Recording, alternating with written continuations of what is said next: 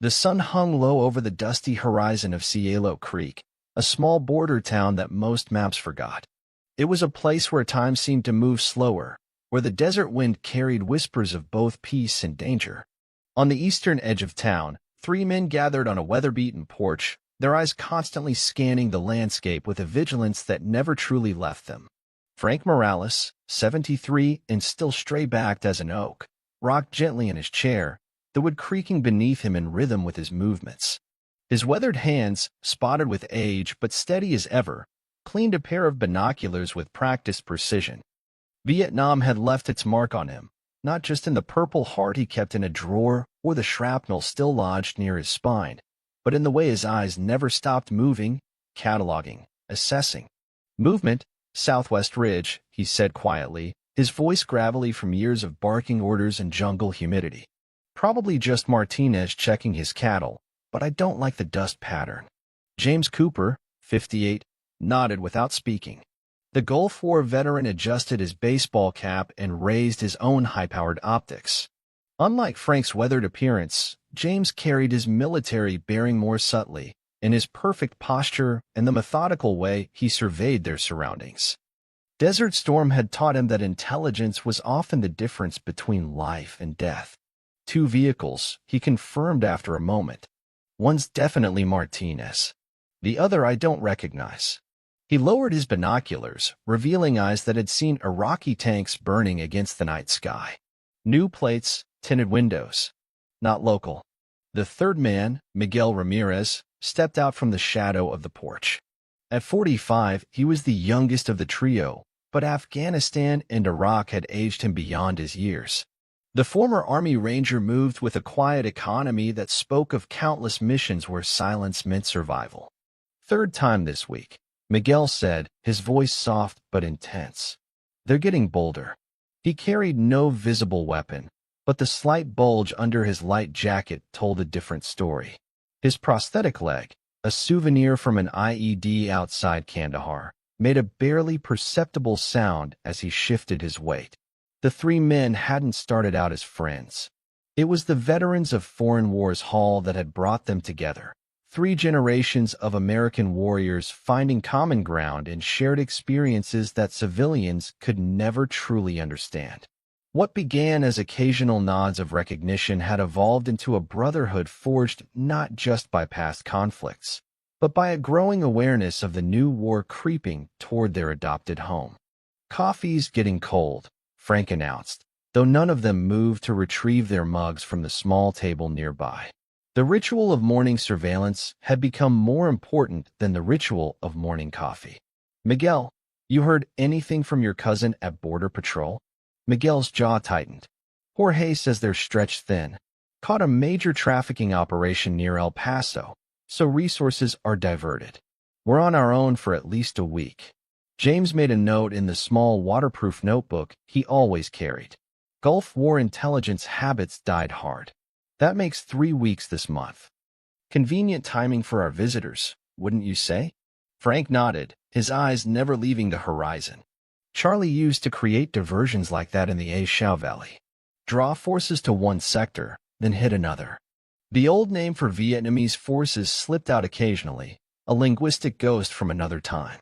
The 3 men fell silent as they watched the unidentified vehicle veer off from Martinez's pickup, heading toward the foothills where the old mining roads crisscrossed like veins in weathered skin. "I'll check it out," Miguel said, already moving toward his modified Jeep parked beside the house. The vehicle looked civilian enough, but keen eyes might notice the reinforced undercarriage and the custom compartments, modifications made by a man who knew what it meant to be ambushed. "Not alone," Frank stated firmly. "It wasn't a suggestion. Just reconnaissance," Miguel assured him. "I'll stay high. Use the ridge route. They won't see me." James closed his notebook. "I've got that meeting with Sheriff Wilkins at 10. Time to remind him again about those shipments we tracked last month." Frank snorted. "Waste of breath. Wilkins won't do anything without concrete evidence, and even then." He left the sentence unfinished, but they all understood. The sheriff was either incompetent or compromised. Neither option offered much hope.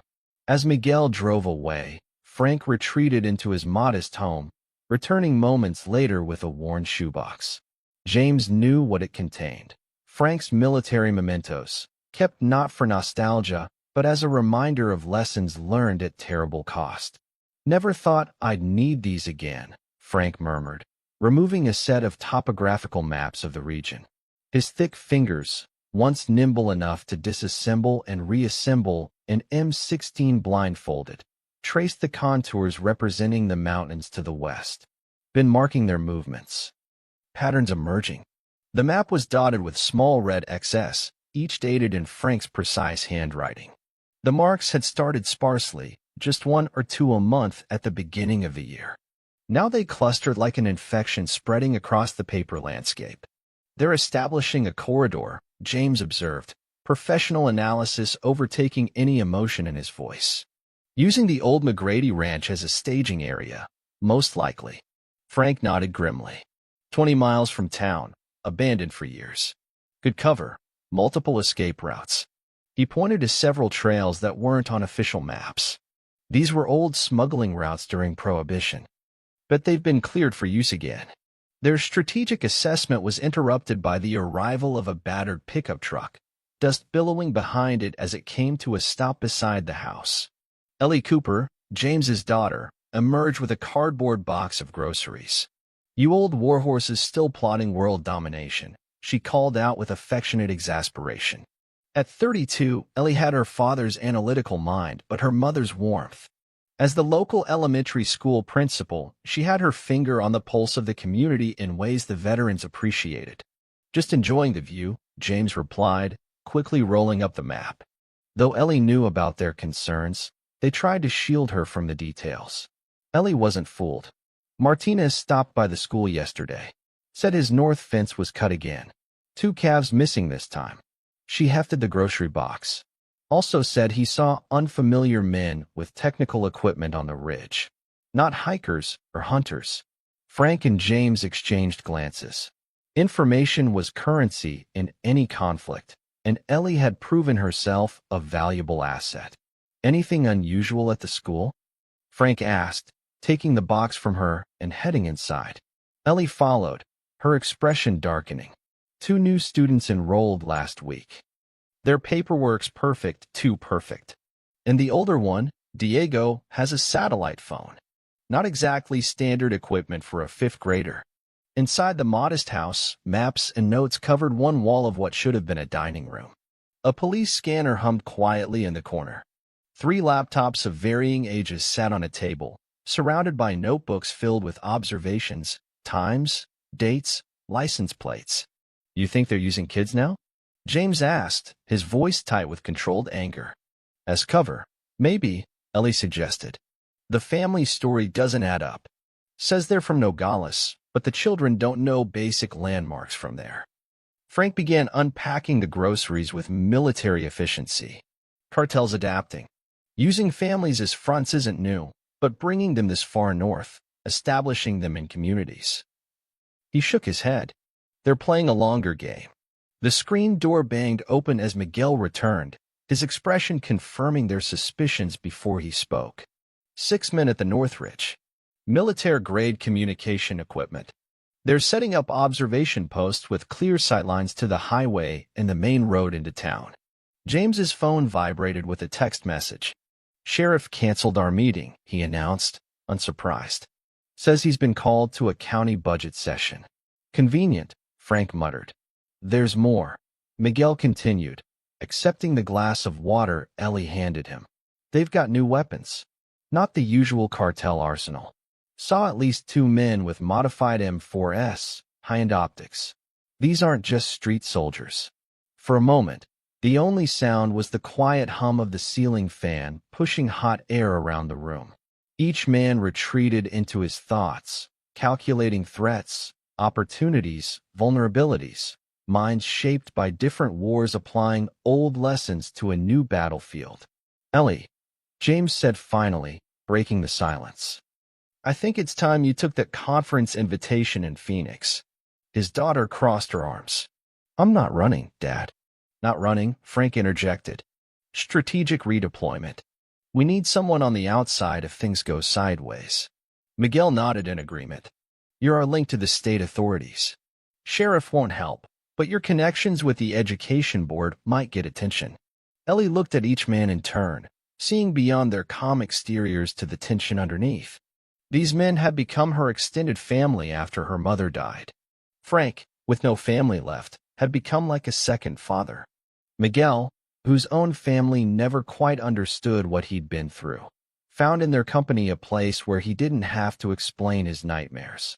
3 days, she conceded reluctantly. The conference is 3 days. Then I'm coming back, regardless. James nodded, relief briefly softening his features. That's enough time to better assess the situation. After Ellie left to pack, the 3 veterans moved to the back room they'd converted into what they jokingly called their Tactical Operations Center, a space with reinforced doors, emergency supplies, and communications equipment that would have impressed many military units. Frank unlocked a cabinet, revealing 3 rifles, a meticulously maintained M14 from his Vietnam days, James's Desert Storm-era M24 sniper rifle, and Miguel's modern M4 carbine with an advanced targeting system. None had been fired in anger on American soil, but all were kept ready, a last resort they hoped never to employ. We're not vigilantes, James stated firmly, voicing the concern they all shared. We document, we report, we prepare. Law enforcement handles enforcement. And when law enforcement doesn't enforce? Miguel asked quietly. It wasn't the first time they'd circled this question. Frank's weathered hand rested momentarily on his rifle. Then we remember our oaths. To defend against all enemies, foreign and domestic. His voice carried the weight of a man who had seen what happened when good people stood by and did nothing. The sun climbed higher, baking the landscape in merciless heat. In town, life proceeded normally. The diner served breakfast to truckers passing through. Children played in the schoolyard. Shopkeepers swept their sidewalks. Most residents remained oblivious to the shadow spreading across their community. At the VFW hall that evening, the 3 men sat slightly apart from the usual gathering of veterans. Their table in the corner afforded a view of both entrances, a seating choice that none of them needed to discuss. Old habits from 3 different wars, converging in identical protocols. Martinez's eldest boy joined the Marines last year, commented Bill Erickson, a Vietnam-era Navy veteran who managed the hall. Got his first deployment orders yesterday. Heading to Okinawa next month. Frank nodded respectfully. Good unit. He'll learn from the best. Heard you 3 have been keeping busy, Bill continued, his casual tone belied by the sharpness in his eyes. Lots of driving around the outskirts. Looking for something in particular. The 3 exchanged glances, a silent communication passing between them. Bill had served honorably, but he wasn't part of their informal coalition. Not yet. Just enjoying retirement, James replied easily. You know how it is. Hard to sit still after all those years of action. Bill's expression suggested he wasn't convinced, but he didn't press further. Instead, he slid a folded newspaper across the table. Thought you might find this interesting. Page 3. When he walked away, Miguel carefully opened the paper. The small article, barely more than a paragraph, detailed a shootout across the border, 7 dead, all identified as members of the Sinaloa cartel's enforcement arm. The final line mentioned that authorities believed the conflict was related to disputed territory along established trafficking routes. Their northern push is creating enemies, James observed quietly. Could work to our advantage. Frank shook his head. Also means they're committed. They wouldn't sacrifice those men if they weren't serious about establishing presence here. Miguel folded the newspaper and tucked it into his jacket. We need to accelerate our timeline. If they're already fighting for these routes, they'll be moving product through soon. His fingers drummed once on the table, a nervous tick from his days calling in coordinates for air support. We don't have much time. As they left the hall, the setting sun painted the mountains in shades of blood and gold. Each man drove home separately, taking different routes, another security protocol they'd established without discussion. Their houses formed a rough triangle around the town, providing overlapping fields of observation. Frank arrived home to find a package on his porch. No postage, no markings. Inside was a single shell casing and a photograph of his front door taken at close range. The message couldn't have been clearer. "We know where you live. We know you're watching us." He called the others immediately. James had received an envelope containing his daughter's school ID card. Miguel found nothing at his door, but the lock had been expertly picked, and a cigarette, but a Mexican brand, had been left precisely in the center of his kitchen table. None of them called the sheriff. Instead, they implemented contingency plans developed months ago when they first recognized the cartel's expanding shadow. Frank packed essential supplies and moved to James's more defensible property. Miguel swept his house for surveillance devices, finding two, one in his living room, another covering the driveway. He left them in place but fed them false patterns, coming and going at random intervals before ultimately relocating to a hunting cabin owned by a fellow Afghanistan veteran currently deployed overseas. Ellie called from Phoenix the next morning. "You were right," she said without preamble.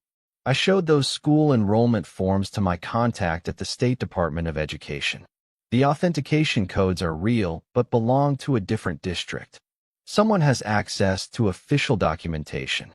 You stay there until we sort this out," James instructed his daughter.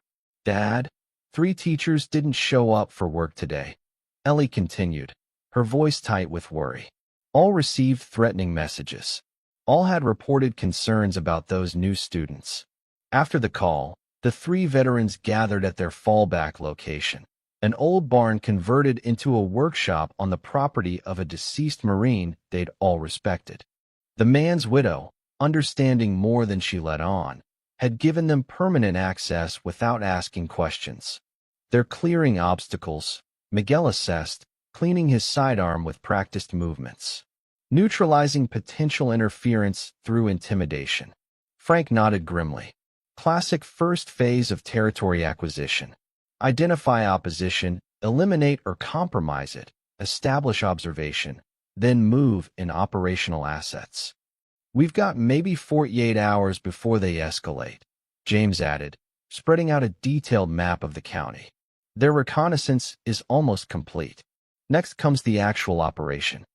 As the day progressed, reports trickled in from their network of concerned citizens, unusual traffic at abandoned properties, strangers asking questions about local law enforcement patterns, several break-ins at buildings offering strategic vantage points. By nightfall, the 3 veterans had completed their own preparations.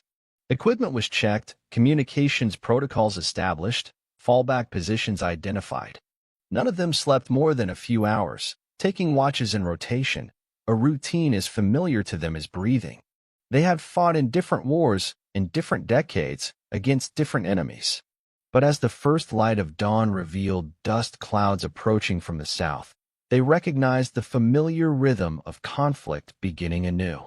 3 generations of American warriors, standing their ground on a frontier most had forgotten existed. Dawn broke over Cielo Creek with an eerie stillness. No birds sang in the mesquite trees.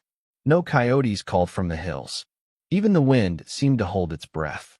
Miguel noticed it first, the unnatural quiet that often preceded violence. He'd felt the same stillness outside Fallujah before all hell broke loose. "Nature knows," he murmured, adjusting his prosthetic leg more comfortably as he scanned the horizon through high-powered optics.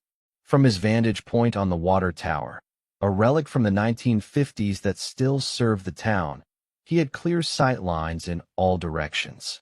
The rising sun glinted off something metallic in the foothills. Once, twice, 3 times. Not random reflection. A signal. Miguel keyed his radio, disguised as an ordinary Bluetooth earpiece. "Hawk to Eagle, Northeast Quadrant, probable communication, over." The veterans had reverted to call signs and military protocols without discussion or nostalgia, simply the most efficient system they knew. Frank's gravelly voice responded immediately. "Eagle confirms. Got movement at the old Chapman place, too. 5 individuals, armed. Setting up something on the roof. Surveillance equipment, James chimed in, his position in the abandoned fire lookout giving him elevation advantage with his spotting scope. Matches the pattern from last week. They're creating a surveillance network around the town perimeter. Miguel adjusted his focus, noting additional details. They've got military-grade gear. That's not standard cartel equipment. His voice remained calm, but concern edged his words. These aren't just foot soldiers. Former military, Frank assessed. See how they move? Disciplined. Spacing. The cartel's been recruiting from Mexican special forces for years. The Vietnam veteran spoke from experience. He'd tracked similar patterns of corruption during intelligence briefings decades earlier.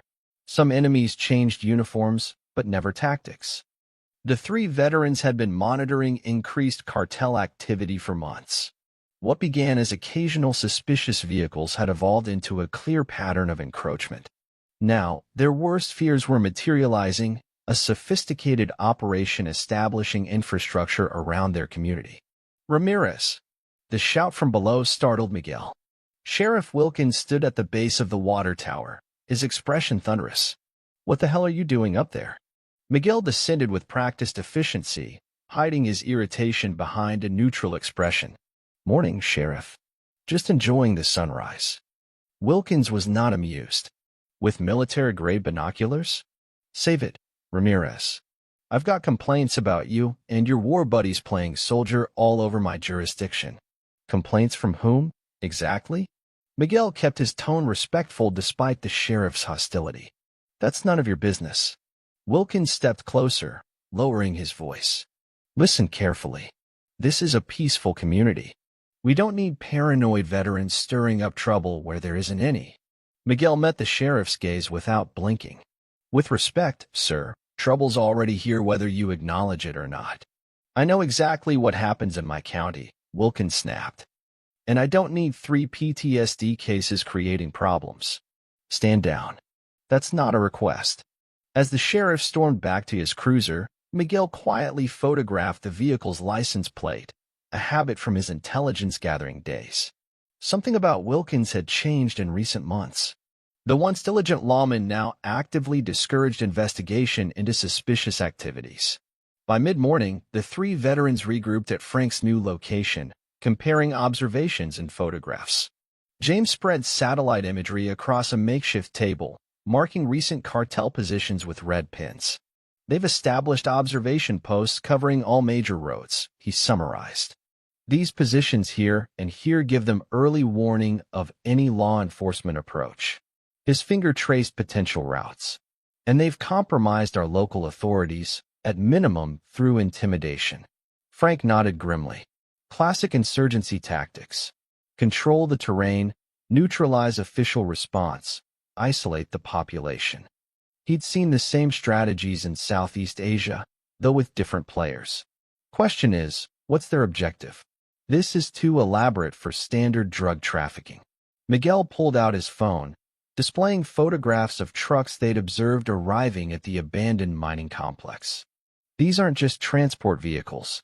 Look at the modifications, reinforced suspensions, custom compartments, satellite communications arrays. They're setting up for something big, something long-term. The radio scanner in the corner suddenly crackled to life. All units, disturbance at Garcia's market, possible armed suspects. The dispatcher's voice sounded tense. Sheriff Wilkins responding personally. All other units maintain regular patrol. The three veterans exchanged knowing glances. Garcia's small groceries serve the predominantly Hispanic east side of town, far from any police station and strategically located near several back roads. First public move, Frank stated, already reaching for his keys. Testing response times, establishing dominance. We observe only, James reminded them firmly. Document and assess. We're not law enforcement. They arrived separately, parking at different vantage points around the market. Miguel, with his prosthetic leg less noticeable under long pants, ventured closest, entering a laundromat across the street. Through the window, he observed 3 men inside Garcia's store. Their posture, their awareness of sight lines, the way they positioned themselves, all screamed military training. Sheriff Wilkins arrived 14 minutes after the initial call, an unusually slow response. More telling was what happened next. Rather than approaching with caution, Wilkins entered alone, spoke briefly with the men, then left. No questions to witnesses. No report taken. The three strangers departed minutes later in a vehicle with tinted windows. Sheriffs compromised, Miguel confirmed over their secure channel. Not just intimidated, actively collaborating. Follow the money, James suggested, discreetly photographing the departing vehicle. Wilkins built that new house last year. County salary doesn't explain the upgrades I've seen. Frank's voice carried decades of controlled anger. Doesn't matter if it's money or threats. Effect's the same. We've got no official support. By afternoon, word had spread through town. Garcia himself, sporting a newly split lip and bruised ribs, told a different story than the official report. The men had demanded protection payments from all businesses in the East District. When Garcia refused, they demonstrated the consequences. Most disturbing was his claim that one man had mentioned Sheriff Wilkins by name, suggesting the sheriff had identified businesses that needed special attention. James visited Garcia under the pretense of buying groceries. "You should report this," he suggested quietly while selecting apples. "State police, not local." Garcia's laugh was bitter. "You think I didn't try? Called state headquarters myself. They referred me back to county jurisdiction." He leaned closer. "These people have connections everywhere. Today it was just a warning. Next time." He glanced at his teenage daughter working the register. The unspoken fear hung between them. "If you need anything," James offered, "my friends and I know who you are," Garcia interrupted. "Vietnam, Desert Storm, Afghanistan. Men who've seen real war." He shook his head. "But this isn't your fight, senor. These people, they have no limits, no rules." "Neither did the Taliban," James replied simply, paying for his purchases. "Your daughter deserves a town without fear." Miguel spent the evening conducting reconnaissance near the mining complex, using terrain features and thermal imaging equipment from his ranger days to remain undetected. What he discovered chilled him. The complex had been transformed into a fortified operational base, guards with military weapons, communications arrays, multiple vehicles with hidden compartments. Most concerning were the shipping containers being unloaded. Too heavy for drugs alone, moved with extreme care. Something about their handling triggered his EOD, explosive ordnance disposal, training alarms. "Could be weapons," he reported back at their secure location. "Heavy ones. The way they're handling those containers, that's how we treated sensitive munitions." Frank examined Miguel's photographs with growing concern. This isn't just about establishing a smuggling route. They're preparing for something bigger. The Vietnam veteran had seen enough weapon shipments to recognize the signs. Look at the security pattern, concentric rings, overlapping fields of fire. That's a military installation, not a drug warehouse. James had spent the afternoon pursuing financial angles, using contacts from his intelligence days. Sheriff Wilkins has received 6 wire transfers from a shell company in Juarez over the past year. Nothing huge, 10,000 here, 15 there, but enough to buy cooperation. Any other officials compromised? Frank asked. "Working on it," James replied. "But my contact at the bank is nervous. Says several accounts have been flagged but then mysteriously cleared. Someone higher up is running interference." Miguel's phone chimed with a text from Ellie in Phoenix. 3 state police officers asking questions about Cielo Creek were reassigned yesterday. Official reason: departmental reorganization. The veterans sat in silence, digesting the implications. Their community was being systematically isolated from official help. The cartel's approach showed sophisticated planning and extensive influence, reaching into state agencies, corrupting local officials, establishing military-grade infrastructure. "We need to accelerate our timeline," Frank finally said. "Next step is direct civilian intimidation. They'll target influential community members, create examples." His face hardened with memory. Saw the same playbook in Vietnam. Viet Cong would eliminate village leaders, anyone who might organize resistance. "Schools vulnerable," Miguel added, thinking of Ellie's concerns. Those new enrollments, the teachers being threatened, they're neutralizing potential obstacles. James nodded grimly. We need more intelligence before we can formulate a response. And we need to establish a civilian protection network without alerting the cartel. The next morning brought confirmation of their predictions. Pastor Williams, whose church served as a community hub, found his car windshield shattered, a severed goat's head on the driver's seat. Dr. Abernathy, the town's only physician, received photographs of her children at school, accompanied by a message about tragic accidents. 3 more business owners reported late-night visits from tax collectors claiming to represent new municipal interests. The veterans' response was methodical. Frank activated a network of fellow Vietnam-era veterans across neighboring counties, men with property, resources, and their own reasons to distrust official channels. James leveraged intelligence contacts to establish secure communications and alternative supply routes. Miguel visited trusted former military residents individually, carefully building a core of resistance without triggering cartel awareness. By midweek, strange vehicles regularly patrolled Cielo Creek streets. Men with 2 new cowboy hats and 2 bulky jackets loitered near the school, the market, the main intersections. Sheriff Wilkins was conspicuously absent, responding to calls hours late if at all. The few deputies who showed concern found themselves reassigned to distant county borders. They're establishing control zones, Miguel observed from their new observation post in the abandoned church bell tower. See how they've positioned men to monitor all major thoroughfares? Anyone entering or leaving town gets logged. Frank adjusted his binoculars. Preparing for the main operation. Whatever comes in those shipping containers is important enough to lock down the entire approach. James arrived with news that sent a chill through both men.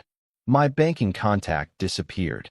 His wife reported him missing last night after he texted about going to meet someone. His last message to me mentioned unusual withdrawals from accounts connected to the county commissioner and water authority.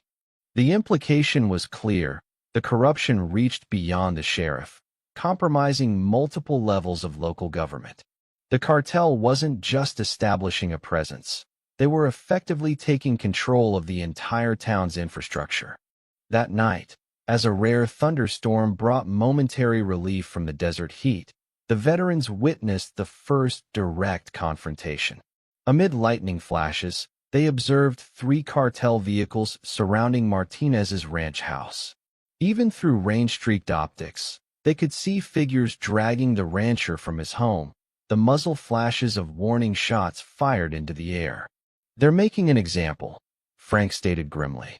Martinez refused to allow access across his land. We can't just watch, Miguel argued, already moving toward his vehicle. James's voice remained calm but firm. Engaging now exposes our position before we're ready. Martinez knew the risks. He's been helping us monitor their movements for weeks. The ethical calculus of warfare, sacrificing the few to protect the many, hung heavy between them. Each man had faced similar choices in their respective conflicts, decisions that still haunted their dreams. Before they could resolve the dilemma, Martinez's eldest son Diego appeared from the barn, rifle raised. The young Marine, home on unexpected leave, fired covering shots that momentarily scattered the cartel members. In the confusion, Martinez and his family escaped into the storm. Heading east on County Road 22, Miguel reported, tracking their headlights through his scope. Cartel in pursuit. Frank was already in his truck, engine running. Contact Safe House Charlie. Tell them incoming civilians need immediate extraction and disappearance. Diversion needed, James added, already calculating angles and timing. I'll draw off pursuit at the county line. The storm became their ally, providing cover as the veterans executed a hasty but effective intervention. James's precision driving and strategic use of back roads split the cartel pursuit vehicles. Frank's network of old Vietnam veterans received the Martinez family, immediately transporting them through a series of safe houses toward a reservation where cartel influence hadn't reached. Miguel intercepted Diego, convincing the young Marine that his family needed his protection more than his vengeance. By dawn, the veterans regrouped at their fallback position, soaked and exhausted but grimly satisfied. Their first direct opposition to cartel operations had succeeded, though they harbored no illusions about the response it would trigger. "We've shown our hand," Frank acknowledged, cleaning mud from his rifle with meticulous care.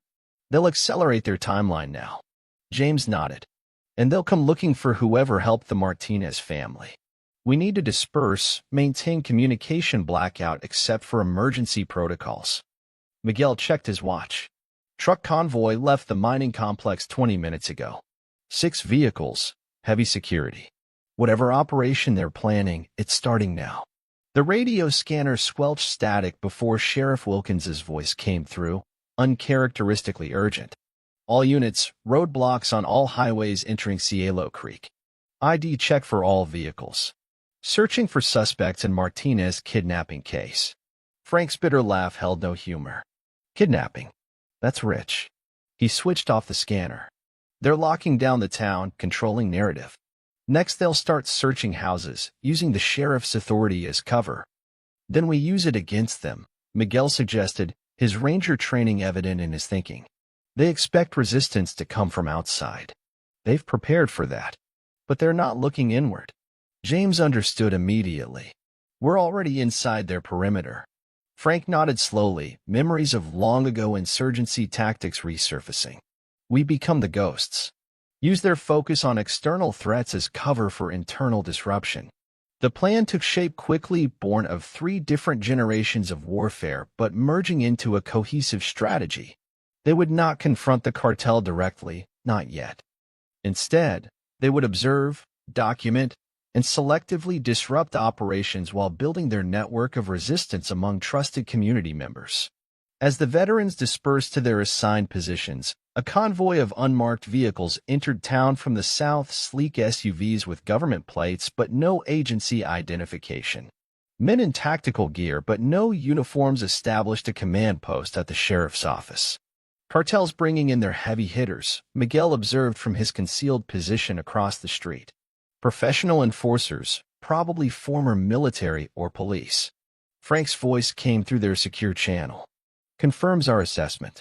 Whatever's coming is big enough to warrant top-level oversight. We need to find out what's in those shipping containers," James added. "That's the key to understanding their objective."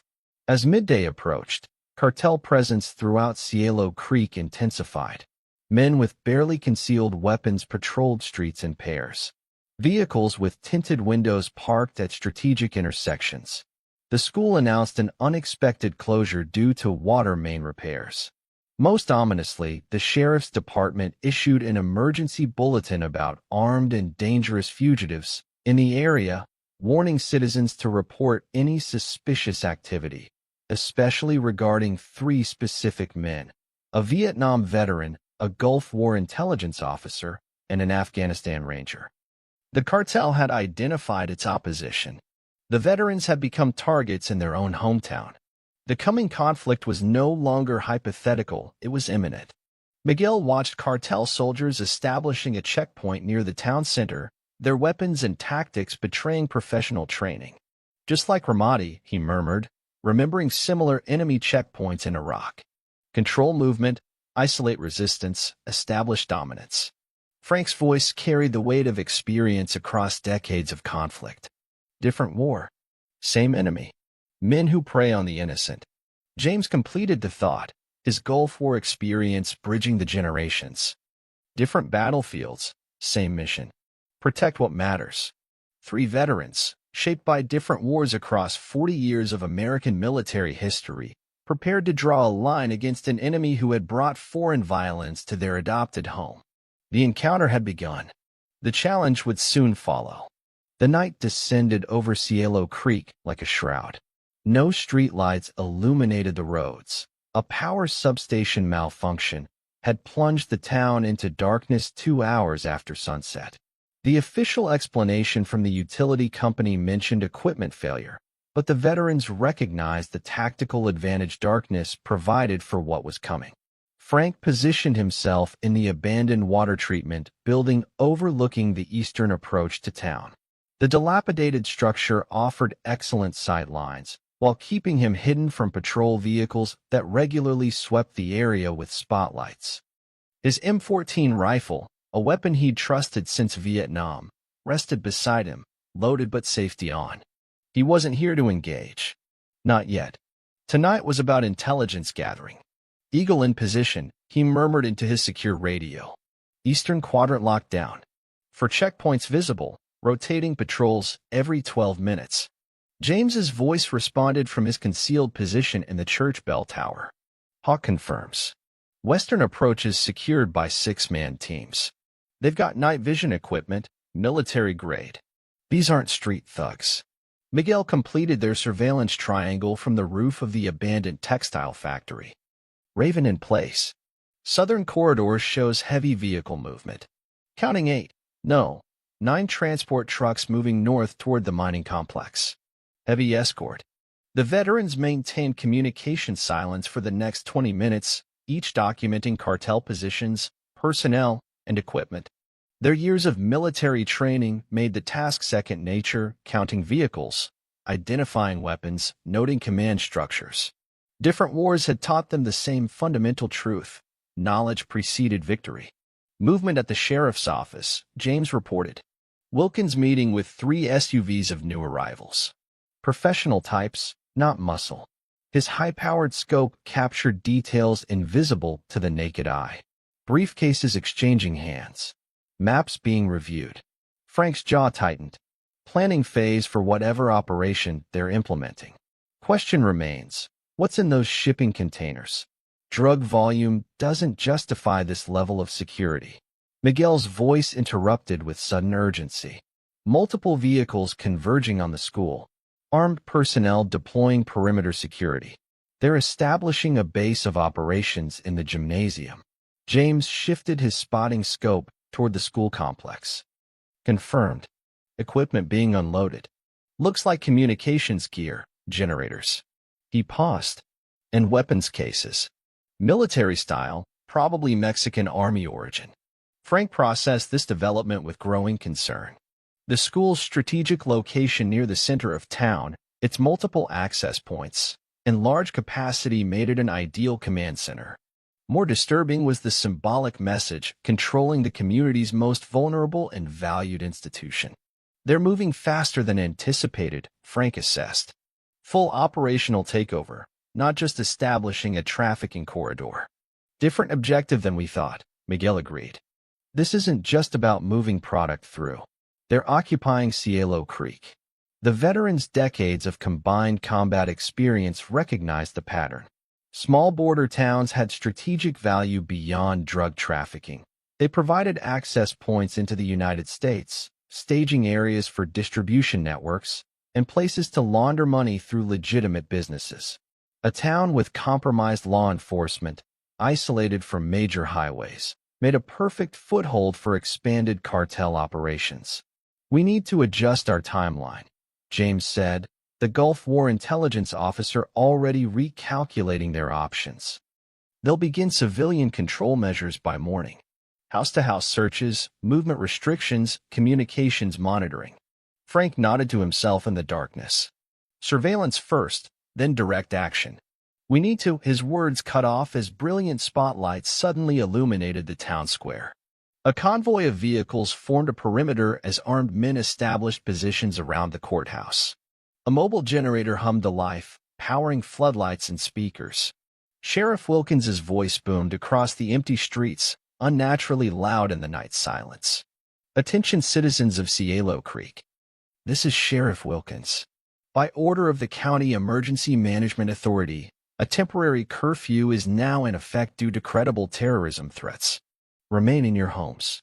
Compliance checks will begin immediately. Anyone found outside without authorization will be detained for questioning. Miguel's voice came through tight with controlled anger.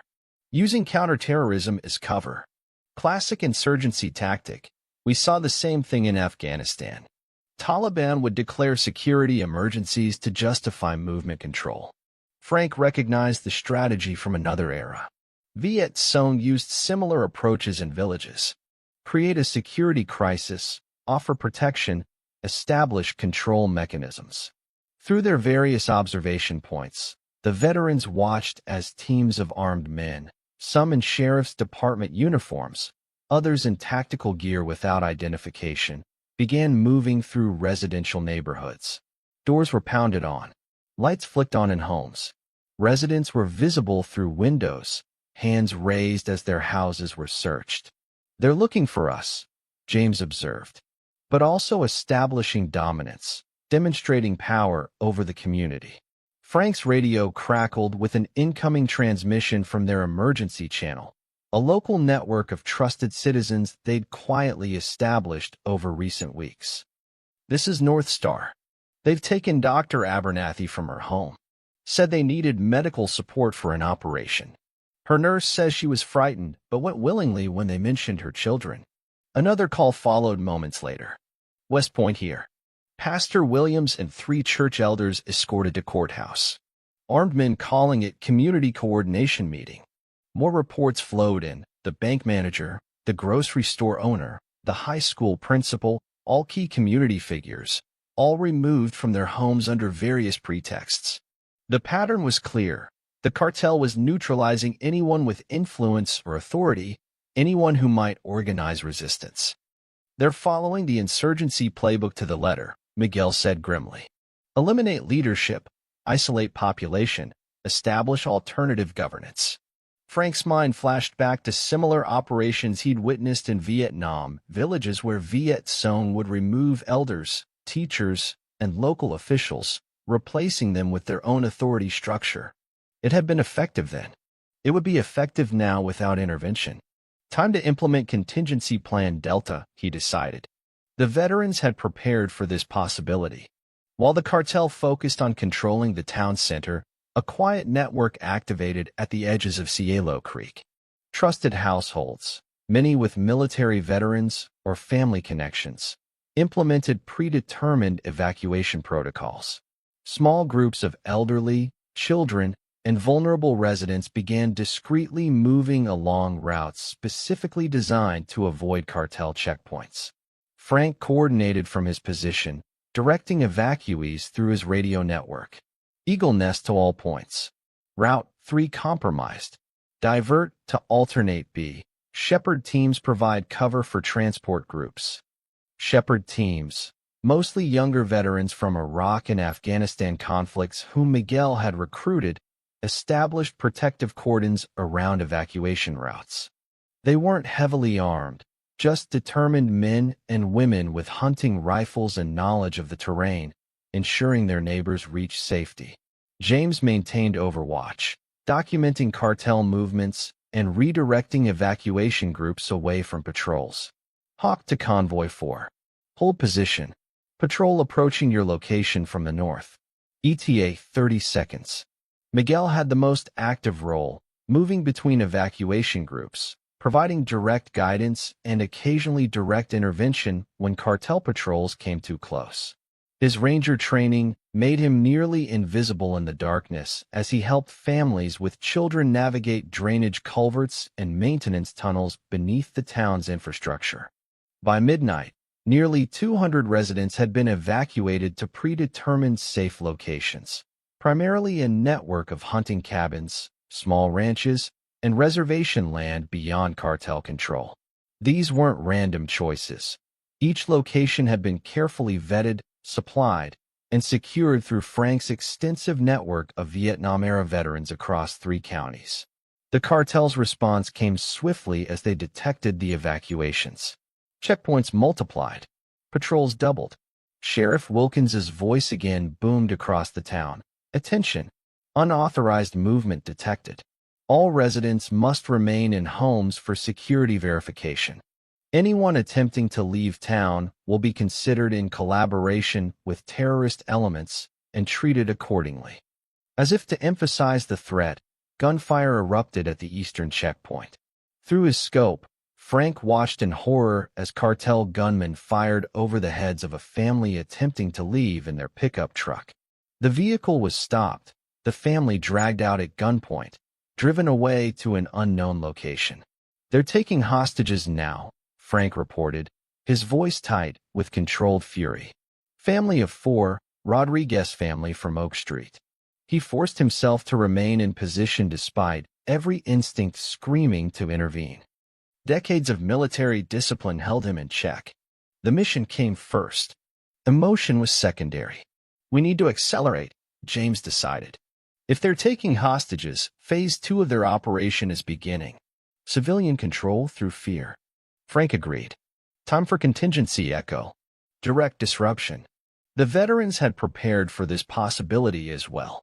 Throughout Cielo Creek, small packages had been hidden at strategic locations, not explosives or weapons, but targeted sabotage devices designed to disrupt cartel operations without endangering civilians. Miguel activated the first series with a coded radio signal. Simultaneously across town, cartel vehicles experienced electrical failures as EMP devices triggered near their parking locations. Communications equipment at 3 checkpoints suddenly emitted painful feedback, forcing operators to remove headsets. The generator powering the floodlights at the town square abruptly died, plunging the courthouse area into darkness. The effect was immediate. Cartel operations momentarily stuttered as commanders lost contact with checkpoints. Patrols stopped to assess vehicle failures. The carefully choreographed occupation fell into temporary disarray. In that critical window of confusion, the veterans implemented the second phase of their plan. 3 predetermined escape corridors were activated simultaneously, allowing larger groups of civilians to move quickly beyond cartel checkpoints. Church buses loaded with elderly residents. School vans filled with children and their parents. A convoy of pickup trucks carrying families. All moving along routes specifically chosen to exploit the gaps in cartel coverage. Frank continued coordination from his position, though his tactical mindset registered the increasing risk. Eagle to all points. Window closing. Accelerate extraction through all corridors. Shepherd teams maintain overwatch. The veterans' plan worked, partially. Over 80% of the designated evacuation groups reached safety beyond cartel control. But as order was restored among cartel forces, the final evacuation routes were compromised. 2 buses were stopped at improvised roadblocks. A convoy of civilian vehicles was surrounded by armed men in tactical gear. More hostages. More leverage against the remaining population. Frank watched through his scope as cartel gunmen forced families from vehicles, separating men from women and children. His finger tightened involuntarily on his rifle's trigger guard as he observed a young girl, perhaps 7 years old, crying as armed men shouted at her mother. A flash of memory hit him with physical force, another child, another conflict, another failure to protect the innocent. Tamkai Province, 1969. A village where they'd arrived too late. Bodies in the dirt. A mission that should have been executed hours earlier. Eagle to all points, he said, his voice steady despite the rage burning inside him. Operation compromised. Implement fallback protocol. Miguel's response came through breathless. He was running, the sound of pursuit evident in the background. Shepherd Teams 7 and 9 pinned down near the water tower, requesting direct intervention. James interrupted. Negative. Maintain operational security. We can't engage directly yet. These are our people, Miguel argued, the sounds of struggle evident as he helped civilians through difficult terrain. We can't abandon them. The moral dilemma tore at each veteran, the tactical necessity of preserving their position against the human imperative to protect those in danger. It was a calculus they'd each faced in different wars, different decades, but with the same impossible weight. Frank made the call. Limited engagement authorized. Defensive measures only. Create extraction corridors, then disengage immediately. The veterans had prepared for this contingency as well. Cached weapons, predetermined firing positions, and clear rules of engagement. They weren't vigilantes. They were soldiers defending innocent lives against imminent threat. James moved first, his sniper training from Desert Storm enabling him to disable vehicle engines with precise shots from over 300 yards. No personnel targeted. No lethal force. Just mechanical interdiction that halted pursuit vehicles chasing evacuation groups. Miguel provided more direct intervention, using Hitandran tactics to draw cartel gunmen away from trapped civilian groups. His ranger training made him exceptionally effective, appearing briefly to draw fire, disappearing into the darkness, reappearing from another direction. The cartel forces, trained for direct confrontation, struggled to counter his guerrilla approach. Frank coordinated the entire operation while providing overwatch from his elevated position. When a cartel patrol vehicle moved to intercept a group of fleeing children, a single shot from his M14 transformed their radiator into a steaming ruin. When gunmen attempted to use a civilian as a human shield, his next round shattered the spotlight they were using, plunging the area into darkness that allowed the hostage to break free. For 42 minutes, the three veterans conducted a masterclass in asymmetric warfare. No direct confrontations, no sustained firefights, just strategic intervention at critical moments, enabling the maximum number of civilians to escape while minimizing the risk of casualties. Then came the escalation. A helicopter appeared over Cielo Creek, its spotlight sweeping the streets. The distinctive black paint scheme and lack of identification marked it as cartel equipment, not law enforcement. More concerning was the door gunner visible on the side, manning what appeared to be a modified military weapon. "They're bringing in air assets," James reported, already moving from his compromised position. "This is beyond standard cartel operations. They've got military-grade equipment and training." Frank watched the helicopter's search pattern through his scope. Mexican military hardware, likely stolen or sold by corrupted units. His Vietnam experience with helicopter operations told him the pilot was professionally trained. They're establishing air superiority. Ground teams will coordinate through aerial reconnaissance. Miguel's voice came through between heavy breaths. Like Fallujah all over again. They're using military counterinsurgency tactics. The Afghanistan veteran had encountered similar coordination between ground and air assets in Taliban operations supported by former Afghan army personnel. "We need to adjust our approach." The helicopter's presence forced all three veterans to abandon their positions. Air reconnaissance fundamentally changed the tactical equation, eliminating many of their advantages in terrain knowledge and stealth movement. As they regrouped at Safe House Echo, a reinforced storm cellar beneath an abandoned farm equipment store, they assessed the dramatically altered situation. "They've escalated beyond what we anticipated," James acknowledged, cleaning his rifle with mechanical precision.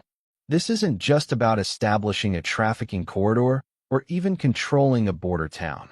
They're implementing full military-style occupation." Frank nodded grimly. "The hardware, the tactics, the personnel. This is a different category of cartel operation than anything I've seen reported." The Vietnam veteran had maintained connections with intelligence communities long after his service, tracking insurgency and counterinsurgency operations globally. Something else is driving this. Something worth major investment and risk. Miguel pulled out his phone, displaying photographs he'd taken during the night's operations. Got close enough to one of their command vehicles to see this. He zoomed in on a tactical map visible through a vehicle window. Those markings aren't just for Cielo Creek. They've got operational vectors planned for 3 counties. The implications settled heavily on the 3 veterans. This wasn't a localized criminal operation. It was the beachhead for something much larger, a coordinated push to establish cartel military control over a significant portion of the border region. "We need to understand what's in those shipping containers at the mining complex," James insisted. "That's the key to their operational objective." Frank checked his watch. "Dawn in 90 minutes. They'll consolidate their position, account for losses, adjust their security protocols." Miguel leaned against the wall, finally addressing his prosthetic leg that had been damaged during the night's activities. "They know they're facing organized resistance now. They'll implement countermeasures, probably bring in more specialized personnel." The veterans used the brief respite to attend to equipment, rehydrate, and recalibrate their approach. Their expressions remained composed, but each man processed the night's events through the filter of previous combat experiences. For Frank, the helicopter's appearance triggered visceral memories of Vietnam, the distinctive sound of rotor blades, the vulnerable feeling of being spotted from above, the immediate tactical disadvantage of air superiority. His hands moved automatically through well-practiced weapon maintenance while his mind cataloged similarities and differences. The enemy had changed, but warfare remained fundamentally unchanged. James struggled with more recent ghosts. During the Gulf War, his intelligence unit had encountered Iraqi forces using civilians as shields during retreat. The calculations required, weighting tactical objectives against civilian safety, had haunted him for decades. Now those same calculations returned as he assessed cartel hostage-taking and civilian intimidation. Miguel's demons were the freshest. Afghanistan had taught him the brutal calculus of counterinsurgency operations, the nearly impossible task of distinguishing civilian from combatant, the challenge of winning population trust while maintaining operational security. His prosthetic leg throbbed with phantom pain as memories of the IED that had taken it mingled with the night's events. 3 wars, 3 generations, 3 sets of combat experiences now focused on a single objective, protecting their adopted hometown from an enemy that brought foreign violence to American soil. As first light crept across the horizon, Sheriff Wilkins's voice again echoed through the town's emergency system. Attention citizens of Cielo Creek. Last night, domestic terrorists attempted to disrupt our community's safety. Through the efforts of security personnel, this threat was contained. The veterans exchanged glances at the blatant propaganda. The cartel was establishing narrative control, reframing their own invasion as protection against invented threats. Wilkins continued, "For your safety, enhanced security protocols remain in effect. Mandatory registration begins at 9 a.m. at the community center. All residents must present identification and register their current address. Those found unregistered after today will be subject to detention and investigation." Registration of civilians, Frank muttered. Classic occupation tactic. Document the population, identify potential resistance, control movement through documentation. James nodded grimly. Next comes restricted zones, curfews, ration resources. They'll use access to food, water, and medicine as control mechanisms. Miguel finished adjusting his damaged prosthetic. We need to get into that mining complex. Whatever they're bringing in is the key to understanding their endgame. The veterans knew the risks were escalating exponentially. The cartel now held civilian hostages, controlled key infrastructure, and had established air reconnaissance capabilities. Direct confrontation would result in civilian casualties and mission failure. We adjust, Frank stated simply. Adapt to changing battlefield conditions. James concurred. Move from disruption to intelligence gathering. We need to understand their objective before we can effectively counter it. Miguel completed their strategic pivot.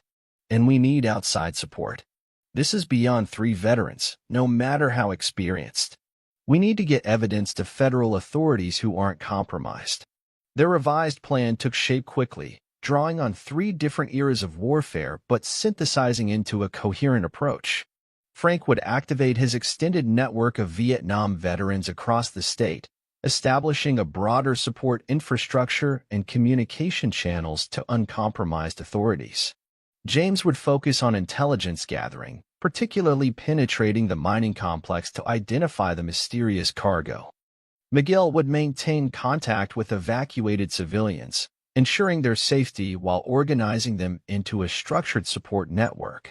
As they prepared to move out, each man checked his weapon one final time, a ritual as old as warfare itself. Though they came from different military eras, they shared the universal soldier's understanding that the coming hours would test every lesson they'd learned in their respective wars.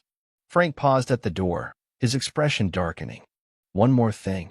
If we encounter hostage situations or civilian endangerment. He left the statement unfinished. James met his gaze. Rules of engagement adjust accordingly. Miguel nodded solemnly. These aren't insurgents with political objectives. They're criminals threatening American civilians on American soil. The unspoken agreement hung between them. While they would maintain discipline and proportional response, the protection of innocent lives would take precedence over tactical considerations if those two imperatives came into conflict. As they moved out separately using routes specifically chosen to avoid aerial observation, the veterans carried not just their weapons and equipment, but the accumulated wisdom and burden of 3 generations of American warfare. Vietnam had taught Frank the patient resilience required for asymmetric conflict. The Gulf War had taught James the critical importance of intelligence superiority. Afghanistan had taught Miguel the complex moral calculus of civilian protection during insurgency operations. Now, those lessons would be applied to a new battlefield, not in a distant jungle, desert, or mountain range, but in the streets and buildings of their own community. The cartel had brought war to their doorstep. 3 veterans of 3 different American conflicts would show them the error of that decision. Above them, the helicopter continued its patrol pattern, its rhythmic thumping a constant reminder of the escalating stakes. In the town center, cartel members established registration checkpoints, checking identification against lists, marking homes with color-coded symbols indicating compliance status. Phase 2 of the cartel occupation had begun. The challenge was clear. The veterans' response would determine not just their own survival, but the fate of Cielo Creek itself. Twilight painted the desert in amber and shadow as James moved through the chaparral bordering the mining complex. The Gulf War veteran maintained a disciplined crawl, minimizing his silhouette against the skyline, a technique perfected 3 decades earlier during reconnaissance missions in Iraq. Thermal imaging equipment had forced evolution in stealth tactics, lessons he now applied meticulously. His objective lay 400 yards ahead, the main storage facility where the mystery shipping containers were being unloaded. Intelligence gathering was his specialty, both during Desert Storm and his subsequent career. This mission required those specialized skills more than ever. Hawk in position, he whispered into his encrypted radio, confirming security pattern. 2-man teams, 15-minute rotations, overlapping fields of observation. Frank's voice responded from his position 2 miles north, where he coordinated their broader network of veterans and monitored cartel communications. Eagle copies. Satellite pass in 12 minutes. Maintain cover until confirmation of blind spot. Miguel completed their triangle from his concealed location near the town water tower, where he maintained overwatch on civilian movements and cartel checkpoints. Raven acknowledges. Be advised, patrols have increased frequency. New personnel arrived 20 minutes ago. More professional than previous units. James processed this information while maintaining absolute stillness.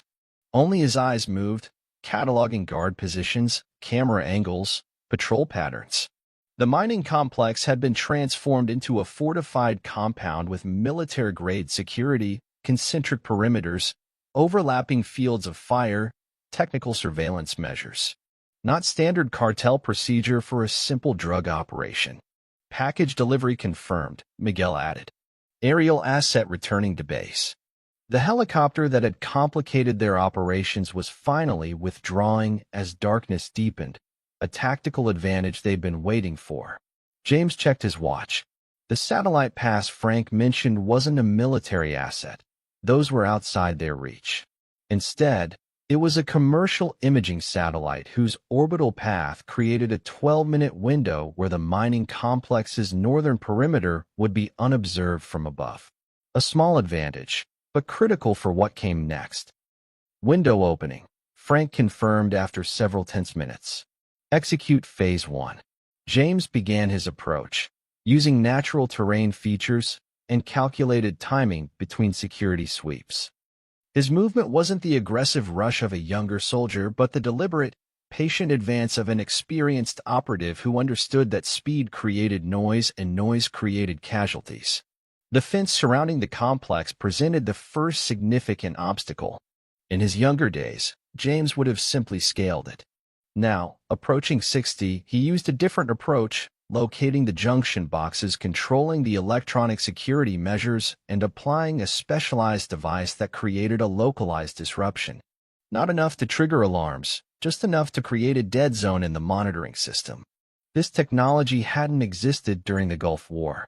It was Miguel who had provided it, along with a crash course in modern electronic warfare countermeasures. 3 generations of veterans, each contributing specialized knowledge from their respective eras. Once through the perimeter, James navigated between security cameras with practiced precision. Each movement calculated, each pause timed to security rotations. His objective was a darkened maintenance shed adjacent to the main warehouse, close enough to observe operations, but separate enough to avoid detection. Eagle to Hawk, Frank's voice came through. You've got 8 minutes before shift change brings additional personnel to your sector. James acknowledged with a double-click on his radio, minimal communication being another lesson learned through experience. Inside the maintenance shed, he quickly established his observation post, deploying specialized equipment from his pack. A thermal imaging scope, a directional microphone, a compact signal interceptor.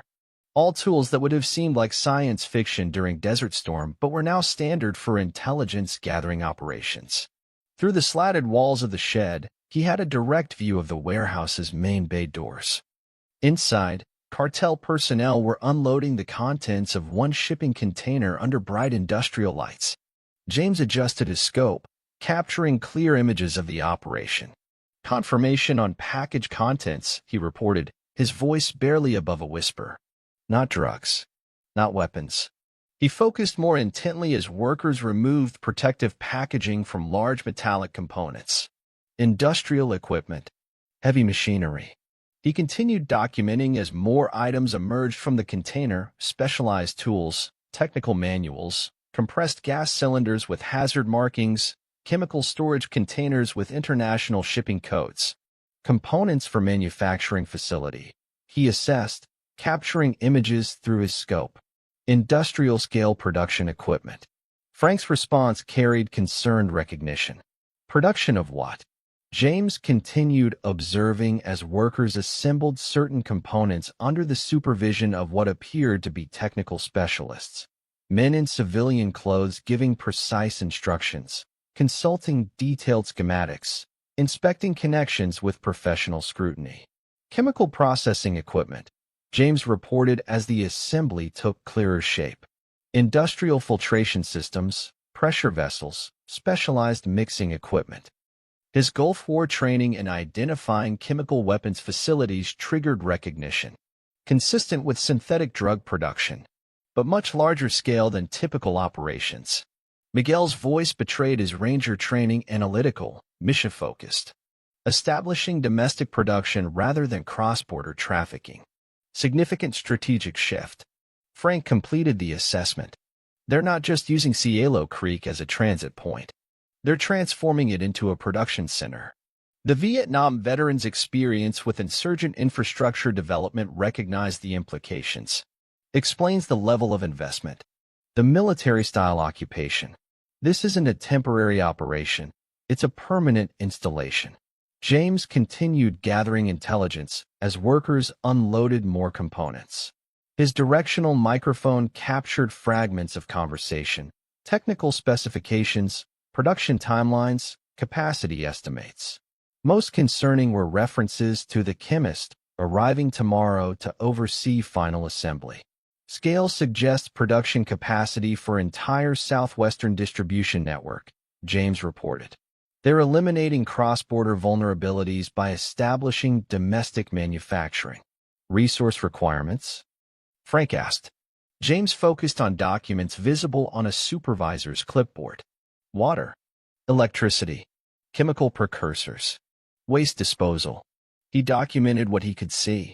They're planning to tap into county infrastructure. Explains their control of local officials, water authority, county commissioner, sheriff.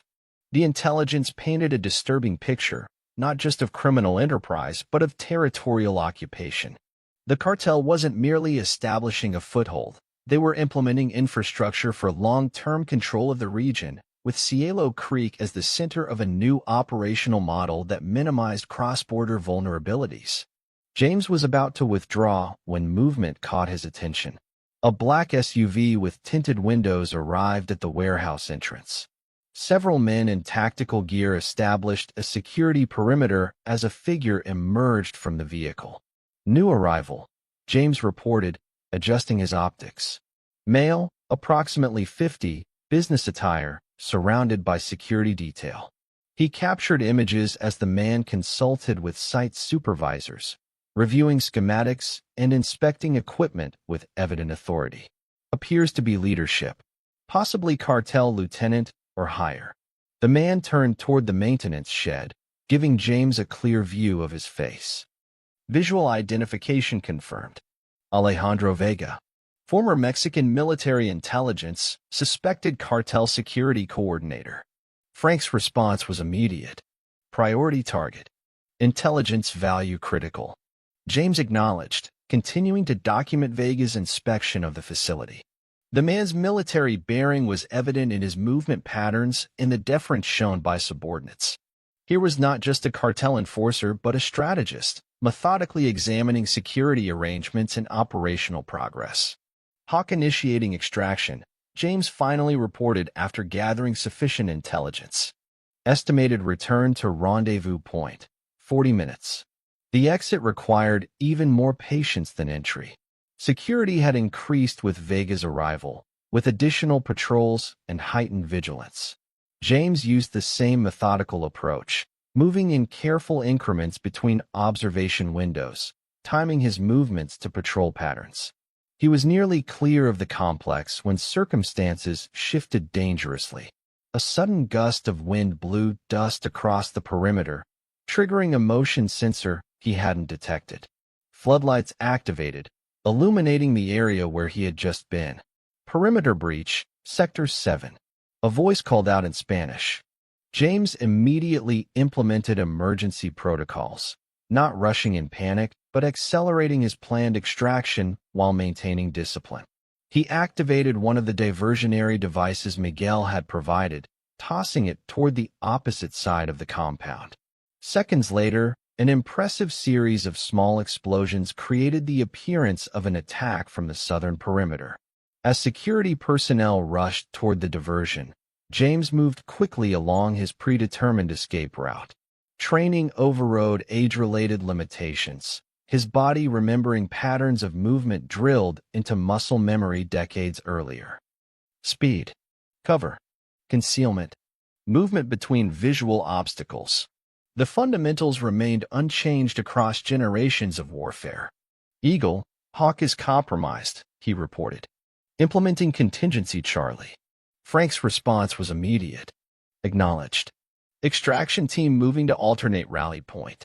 James cleared the perimeter fence just as searchlights began sweeping the area. The diversion bought crucial seconds, allowing him to reach the drainage culvert that would take him beneath the access road and into the desert beyond. Inside the concrete tunnel, James paused to regulate his breathing. At 58, he wasn't as young as during his Gulf War service, but experience compensated for lost speed. Discipline replaced raw physical capability. Strategy superseded strength. His earpiece crackled with Miguel's voice. Raven to Hawk. 2 pursuit vehicles heading south along access road. Aerial asset redeploying to your position. The helicopter. That complicated matters significantly. Thermal imaging would make conventional concealment ineffective. Hawk copies, James responded, implementing thermal countermeasures. Another technological evolution since his active service. From his pack, James removed a specialized emergency blanket, not the simple reflective material of earlier generations, but an advanced composite designed to disrupt thermal signatures. Miguel had introduced him to this technology, part of the ongoing education the 3 veterans provided each other across generational divides. Wrapped in the thermal barrier, James continued through the drainage system that ran beneath the access roads.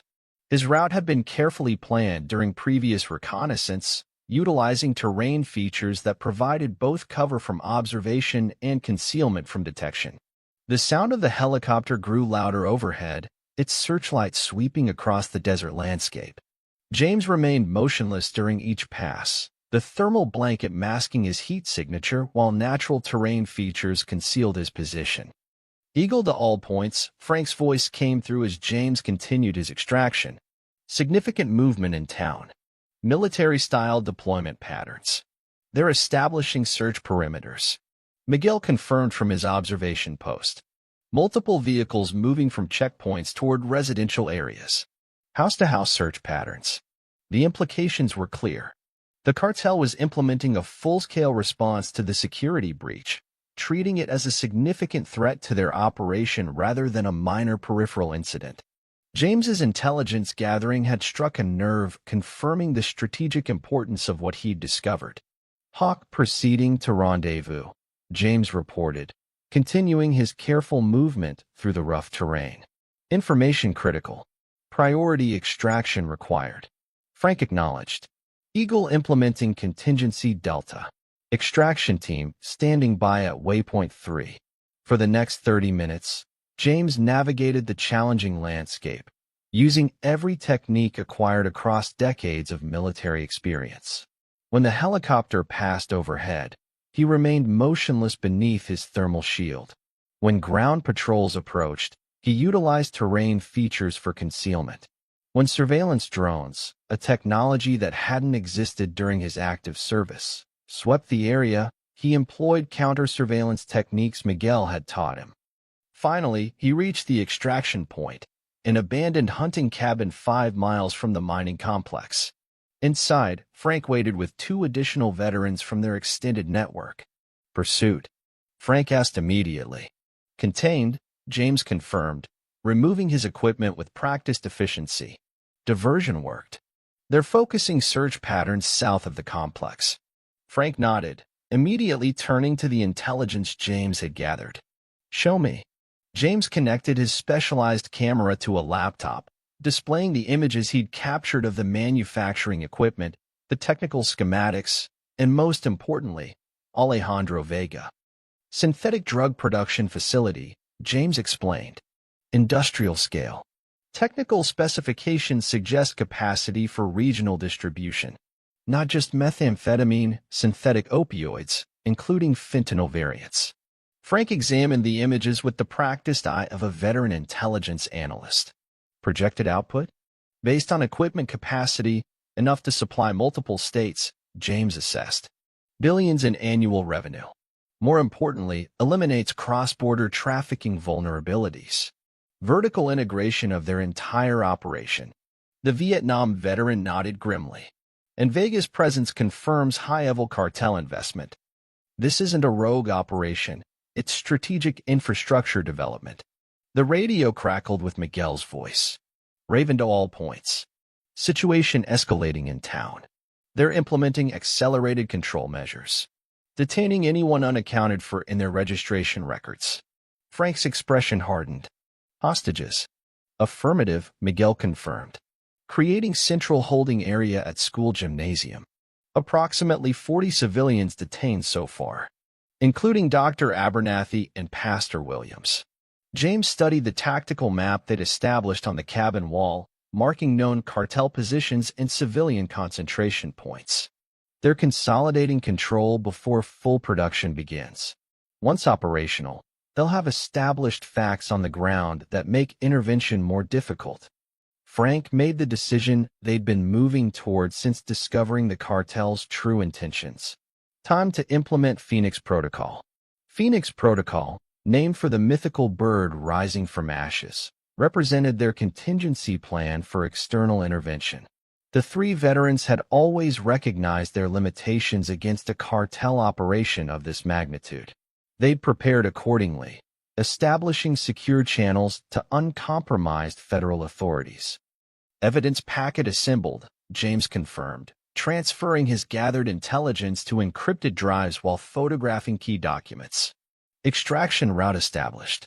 Frank activated their secure satellite communication system, technology that would have seemed miraculous during his Vietnam service.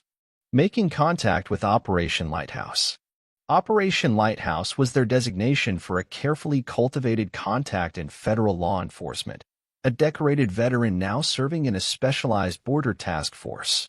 Months earlier, the three veterans had established this communication protocol for precisely this scenario, understanding that local and even state authorities might be compromised by cartel influence. As Frank established communication, the cabin door burst open.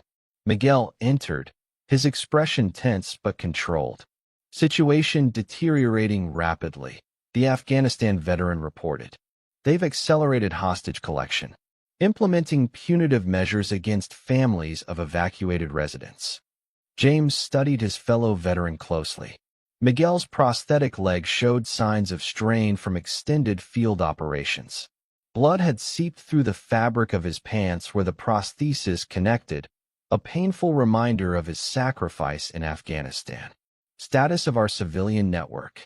Frank asked, continuing to establish their secure communication. Implementing dispersal protocols, Miguel replied. Safe houses at maximum capacity. Evacuating vulnerable populations to secondary locations using native reservation corridors. The radio suddenly came alive with urgent reports from their volunteer network throughout the region. Cartel forces were expanding their search perimeter, establishing checkpoints on county roads, deploying technical surveillance. Most concerning were reports of helicopter operations expanding to cover potential evacuation routes. They're establishing a cordon, James assessed, marking the new checkpoint locations on their tactical map. Full operational containment. Frank completed the secure connection with their federal contact, transmitting the intelligence packet James had assembled. Package delivered. Response window, 6 to 8 hours minimum. Miguel checked his weapon with practiced efficiency. Our people don't have 6 hours. The three veterans exchanged glances, a silent communication born of shared experience across different conflicts. Each man recognized the tactical reality: federal intervention would come, but not before significant civilian harm unless they took direct action. Hawk Protocol, Frank stated simply. James nodded in solemn agreement. Authorized. Miguel completed their consensus. Confirmed. Hawk Protocol represented their contingency plan for direct intervention, a carefully constructed strategy that balanced tactical effectiveness against ethical constraints. Not an offensive operation, but a targeted extraction of civilian hostages combined with strategic disruption of cartel command and control capabilities. The veterans moved with practiced efficiency, transitioning from intelligence gathering to direct action. Equipment was checked. Weapons were prepared. Communications were synchronized. 3 different generations of American military experience converging into a single, coordinated response. Primary objective: hostage extraction, Frank stated, reinforcing their mission parameters. Secondary objective: disruption of command structure. Tertiary objective: delay production capability until federal assets arrive. James outlined the tactical approach. 3-phase operation. Phase 1. Miguel leads diversionary action at northern checkpoint, drawing security response away from town center. Phase 2. I penetrate school perimeter, secure hostages, establish evacuation corridor. Phase 3. Frank coordinates civilian extraction while implementing targeted disruption of cartel communication systems. Rules of engagement? Miguel asked, the question carrying weight beyond its tactical implications. Frank's response reflected the moral calculations every combat veteran understood. Defensive posture prioritized. Civilian protection paramount. Lethal force authorized only when directly threatened or protecting innocents. He paused. We're soldiers, not vigilantes. We operate within moral and tactical discipline. Each man prepared according to his specialized training. Miguel assembled lightweight demolition charges, not designed for casualties but for targeted infrastructure disruption. James prepared specialized breaching equipment for the hostage extraction. Frank established their communications network, connecting their veteran volunteers across the region into a coordinated support structure. As they prepared to move out, Frank paused. The Vietnam veteran removed a worn photograph from his wallet, a faded image of his long-disbanded unit, young men in jungle fatigues whose faces had grown increasingly indistinct in memory except during nightmare-plagued sleep. "Different war," he murmured. "Same duty." James nodded in understanding. From his pocket, he withdrew a challenge coin from his Gulf War intelligence unit, a tangible connection to another desert conflict decades earlier. He placed it on the table beside Frank's photograph. Miguel completed their impromptu ritual, laying his ranger tab beside the other mementos. 3 wars, 1 mission. The simple ceremony required no further explanation between men who carried the weight of their respective conflicts. This night, they would apply every lesson learned across generations of American warfare, not in foreign jungles, deserts, or mountains, but in defense of their own community. Thunder rumbled in the distance as they departed, a summer storm building over the mountains. Whether that might have been a tactical complication in another era now represented an advantage. The approaching storm would disrupt aerial reconnaissance, complicate electronic surveillance, and provide natural cover for their operation. Eagle moving to position Alpha, Frank confirmed as he departed, his Vietnam-era land navigation skills guiding him through terrain where electronic positioning systems might be compromised. Hawk proceeding to infiltration point, James acknowledged, moving toward the school complex where hostages were being held. Raven initiating diversion sequence. Miguel completed, heading toward his predetermined position for creating the essential distraction that would enable the entire operation. The storm intensified as they moved into position, lightning briefly illuminating the landscape in stark relief before plunging it back into darkness. Rain began falling, lightly at first, then with increasing intensity, creating both tactical advantages and challenges that each veteran adjusted for based on their specialized training. Frank established his command position in the abandoned church bell tower, utilizing its elevation and structural protection from the elements. From this vantage point, he could coordinate their entire operation while maintaining communications with their broader network of veterans and civilian volunteers. Eagle in position, he confirmed. Storm front accelerating. Visibility dropping. Cartel helicopter grounded at mining complex. James acknowledged from his approach route to the school. Hawk advancing. Reduced security presence at primary target. Diversion window opening. Miguel completed their positioning reports from the northern perimeter, where he'd established his diversionary operation. Raven ready. Devices planted at power distribution node, communication relay, and vehicle depot. Awaiting execution order. Frank studied the tactical situation through his night vision equipment, technology that had evolved dramatically since his Vietnam service. The storm had indeed disrupted cartel operations, forcing adjustments to their security patterns. Checkpoints had reduced personnel. Patrol frequencies had decreased. The helicopter remained grounded due to dangerous wind conditions. Execution authority granted, Frank ordered. Implement Phase 1.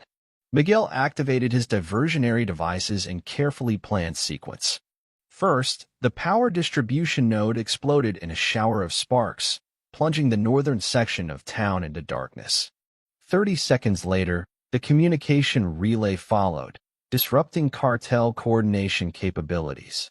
Finally, the vehicle depot erupted in multiple small explosions, not enough to cause casualties, but sufficient to disable transportation assets and create the impression of a coordinated attack. The effect was immediate and precisely as anticipated.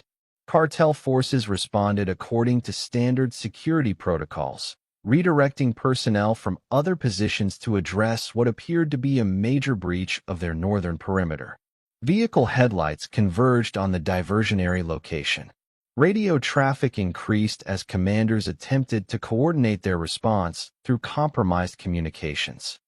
Phase 1 successful, Frank confirmed, monitoring cartel movements from his elevated position. Security assets redirecting as projected. Hostage facilities showing reduced perimeter coverage. Hawk, proceed with Phase 2. James acknowledged, accelerating his approach to the school complex. The Gulf War veteran moved with practiced efficiency through the rain-soaked terrain, utilizing natural concealment enhanced by the storm's darkness.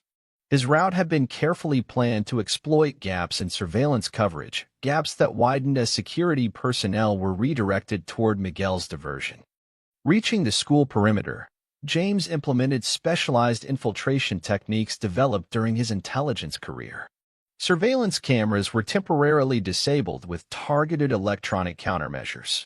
Remaining guards were avoided rather than engaged, stealth prioritized over confrontation wherever possible.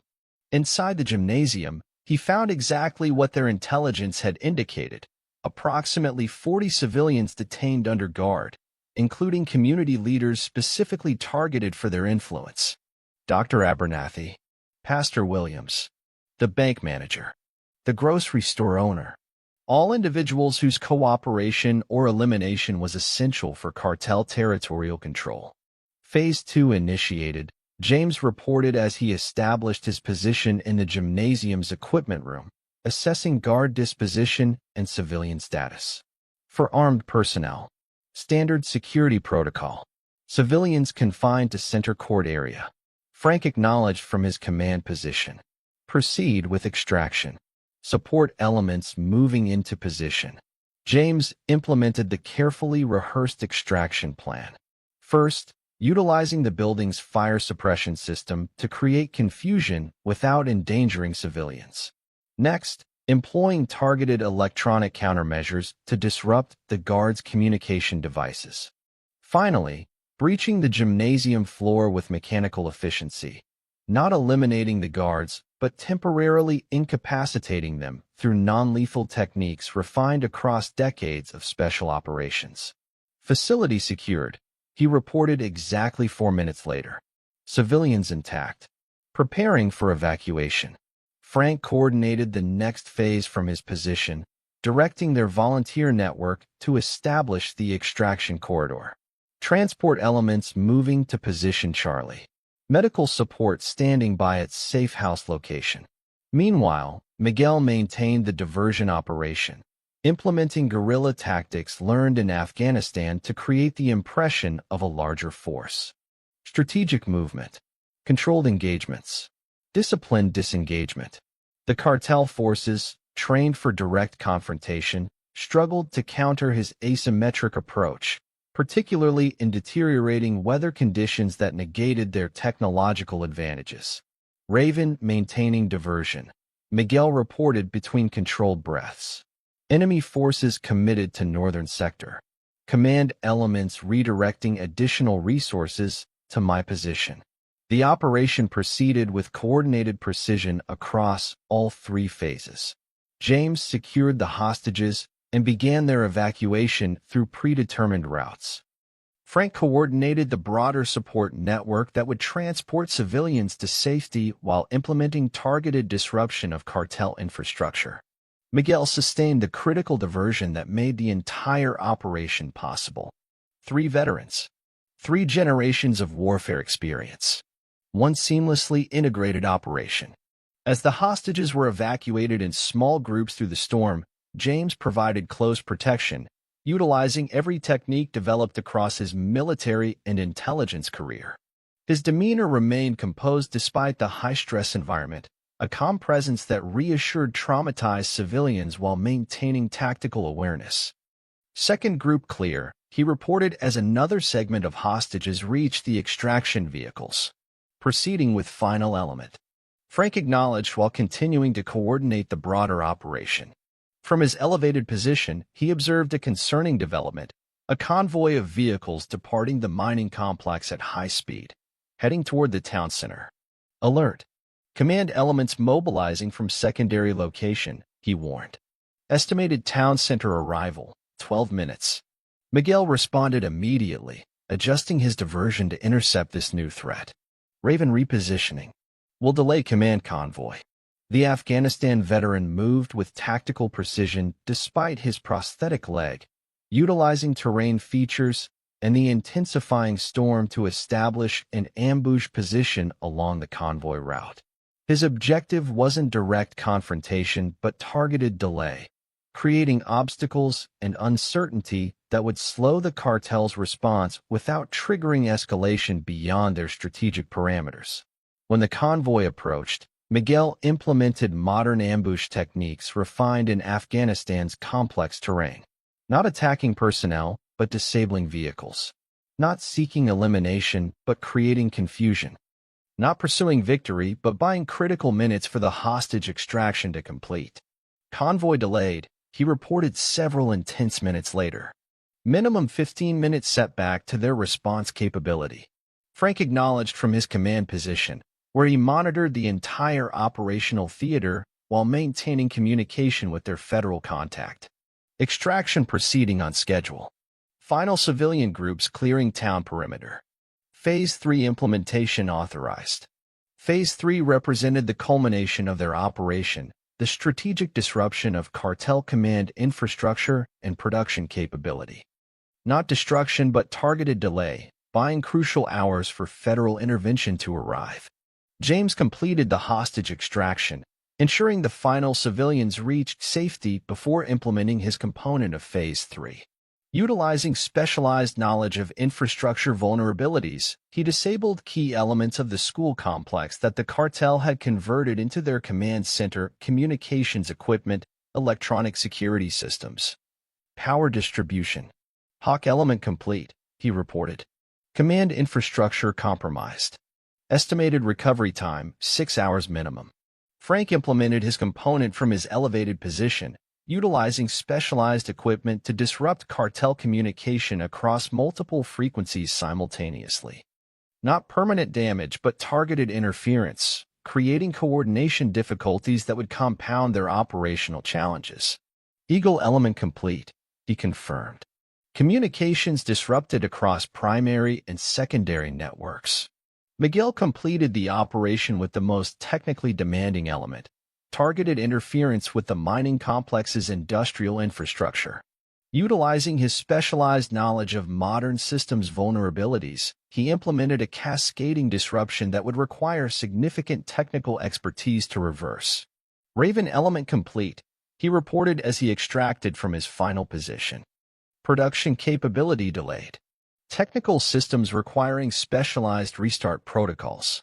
The three veterans converged at their predetermined extraction point, a maintenance tunnel beneath the old railroad depot that connected to drainage systems leading beyond the town perimeter. Despite the operational intensity, each man moved with disciplined precision, maintaining tactical awareness and procedural discipline.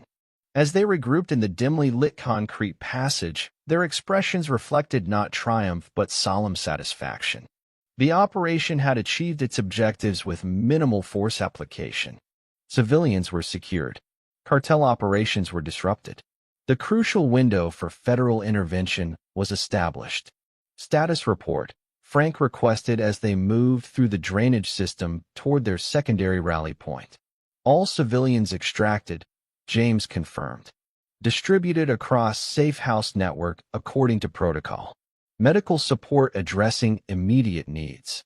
Cartel response disorganized but intensifying, Miguel added, wincing slightly as he adjusted his prosthetic leg. Command structure attempting to re-establish coordination. Technical specialists arriving at mining complex to address systems disruption. Frank nodded, consulting his specialized communications equipment. Federal response confirmed. Assets deploying from regional headquarters. Estimated arrival, 5 hours. The veterans continued their extraction, moving with practiced efficiency despite fatigue and the physical toll of extended field operations. Their faces, illuminated occasionally by tactical lights, revealed the weight of their respective wars, the lines carved by Vietnam, the Desert Storm, and Afghanistan, now converging in a new conflict on American soil. Different wars, Frank stated quietly as they reached the rally point where extraction vehicles waited. Same duty. James nodded in silent agreement, his Gulf War experience bridging the generations between them. Different battlefields. Same mission. Miguel completed their shared understanding, his Afghanistan service representing the newest chapter in their collective experience. Different enemies. Same principles. as they departed the area in separate vehicles, maintaining tactical dispersion even in extraction. Storm clouds finally began to dissipate. Lightning flashed once more across the horizon, illuminating the distant outline of the mining complex where cartel forces scrambled to recover from an operation they couldn't yet comprehend. 3 American veterans from 3 different conflicts had just delivered a message that transcended generations of warfare. Those who bring violence to American communities will face those trained to counter it.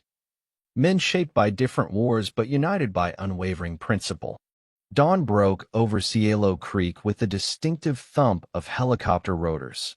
Not cartel aircraft this time, but federal Blackhawks establishing a perimeter around the mining complex. Frank watched from the ridge overlooking town as tactical teams deployed with precise coordination, securing key positions and establishing command posts. The cavalry had finally arrived. 6 hours and 17 minutes, he noted, checking his watch against the time they'd transmitted their intelligence package. Faster than expected. James nodded beside him, his Gulf War experience recognizing the efficient deployment patterns of the federal response. Multi-agency task force. DEA, FBI, Homeland Security. Look at the vehicle markings. He adjusted his binoculars. That's a hostage rescue team element taking point on the school complex.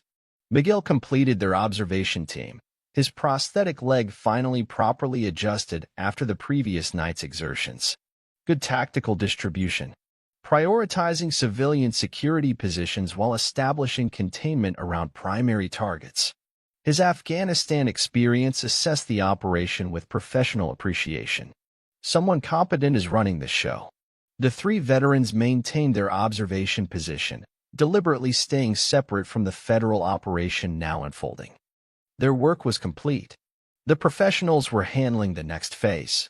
Throughout the morning, they watched as the operation expanded methodically. Cartel personnel were detained in groups, some surrendering immediately, others requiring more persuasive tactical approaches. Sheriff Wilkins was among the first taken into custody, his expression cycling visibly through surprise, indignation, and finally resignation as federal agents secured him in a transport vehicle. By mid-morning, the initial phase was complete.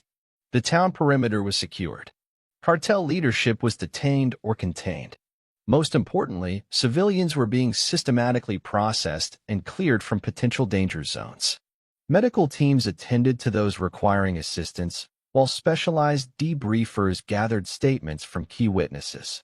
Time to make contact, Frank decided, recognizing the operational transition. The 3 veterans descended from their observation position, approaching the federal command post established near the town center. They weren't seeking recognition or involvement, merely providing the final elements of intelligence that might assist the operation's completion. A perimeter security team intercepted them immediately. Professional, courteous, but unmistakably firm. Gentlemen, this is a secure federal operation. I'll need you to return to the civilian assembly area for processing. Frank merely nodded. We're here to see Agent Morrison.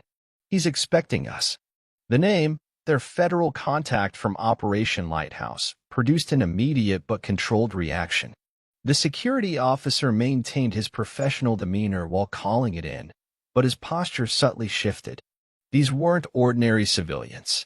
Within minutes, they were escorted to a mobile command center where a trim, gray-haired man in tactical gear but without obvious agency identification awaited them. Agent Morrison, their carefully cultivated federal contact, had indeed arrived with the response team. You 3 have been busy, he observed without preamble, gesturing them inside the command vehicle. Once the door closed, providing secure communications, his tone shifted to one of professional respect. The intelligence package was comprehensive. Operational disruption perfectly executed. Textbook asymmetric response against superior forces. Frank shrugged slightly. We had motivation. Morrison nodded, understanding the understatement. Well, your motivation just helped us roll up one of the most sophisticated cartel operations we've encountered on U.S. soil. He activated a tactical display showing the broader regional impact. Based on your intelligence, we've launched simultaneous operations across 3 states. 27 high-value targets in custody. 11 specialized production facilities identified. Over 200 million in assets frozen. The 3 veterans absorbed this information without visible reaction. Their focus had been Cielo Creek, their community. The broader strategic implications were for others to address. Civilian casualties? Miguel asked, the question that mattered most to all 3 men. 0, Morrison confirmed. Thanks largely to your evacuation operation and hostage extraction. Though we do have 18 cartel personnel requiring medical treatment of varying severity. His expression suggested professional curiosity about how 3 veterans had managed that particular achievement. Frank didn't elaborate. Some operational details would remain between the 3 men who had implemented them. Instead, he provided the final intelligence elements they'd gathered, specific details about cartel communication protocols, security rotations, and technical systems that would assist in completing the operation. As they prepared to depart, Morrison asked the question that had clearly been bothering him. You could have contacted us earlier, before implementing direct intervention. Why wait? The 3 veterans exchanged glances, a silent communication born of shared understanding. Verification of federal integrity, James explained simply. We needed to confirm which channels remained uncompromised. An immediate threat to civilians, Miguel added. Extraction protocols couldn't wait for bureaucratic response timelines. Frank completed their explanation with the fundamental truth that had driven their actions. When Americans are threatened on American soil, the response can't be tentative. Morrison studied the 3 men with newfound understanding. Different generations. Different wars.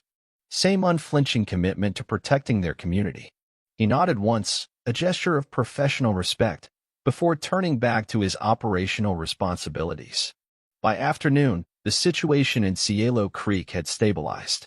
Federal operations continued, but the immediate threat had been neutralized. The 3 veterans finally returned to what remained of their civilian lives, checking on neighbors, assisting with community recovery efforts, beginning the process of rebuilding. Frank found himself at the community center, now converted to a civilian assistance facility. Ellie Cooper, James's daughter, had returned from Phoenix and immediately taken charge of organizing support services, a task her school administration experience made her uniquely qualified to handle. The Veterans Network you established saved lives, she told Frank, briefly pausing from coordinating food distribution. People are calling it the Underground Railroad, the way you moved vulnerable residents to safety before the worst happened.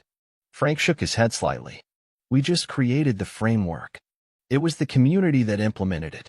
That's not how they see it, Ellie replied, gesturing toward the main hall where dozens of residents were receiving assistance.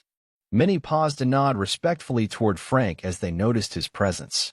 3 veterans from 3 different wars, standing up when everyone else was paralyzed by fear.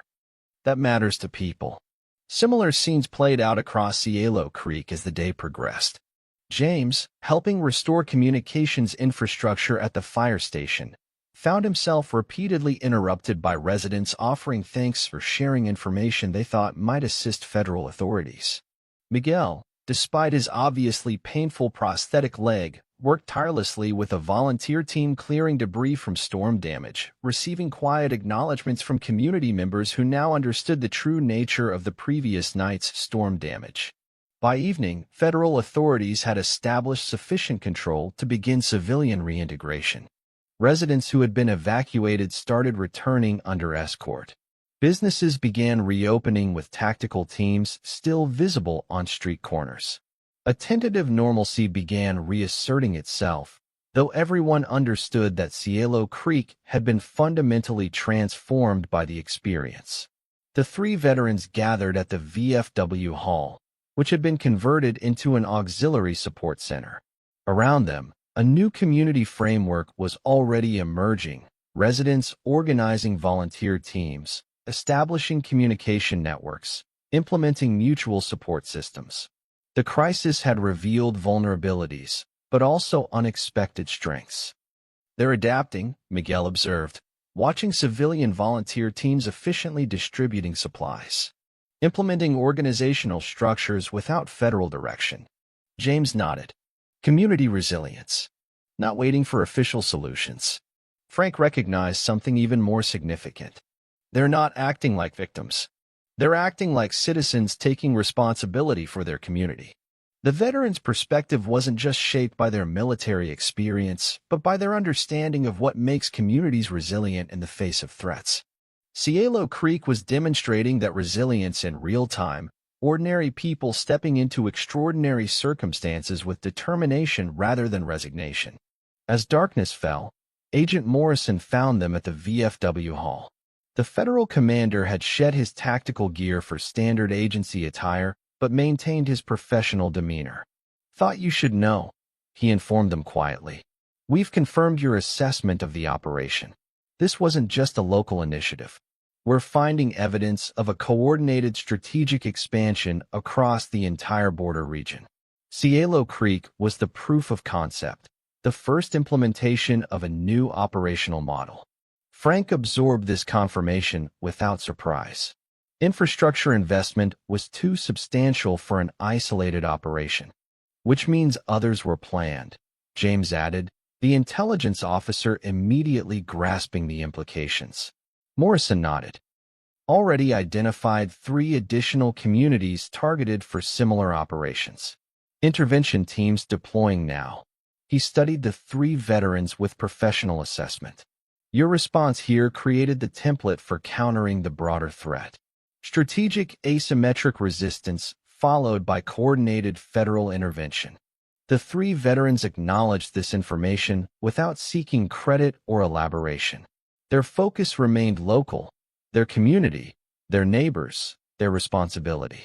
As Morrison departed to continue the operation, Frank watched the bustling activity inside the VFW hall with mixed emotions.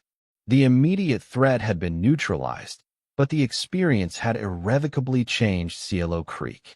Not entirely for the worse, he realized. Crisis reveals character, in individuals and in communities. "We should discuss next steps," James suggested, the Gulf War veteran already thinking beyond immediate recovery. Miguel nodded in agreement. Community security infrastructure needs formalization. Training programs for civilian response coordination. Communication systems hardening. Frank considered their proposals, recognizing their necessity while understanding the delicate balance required. Has to be community-led.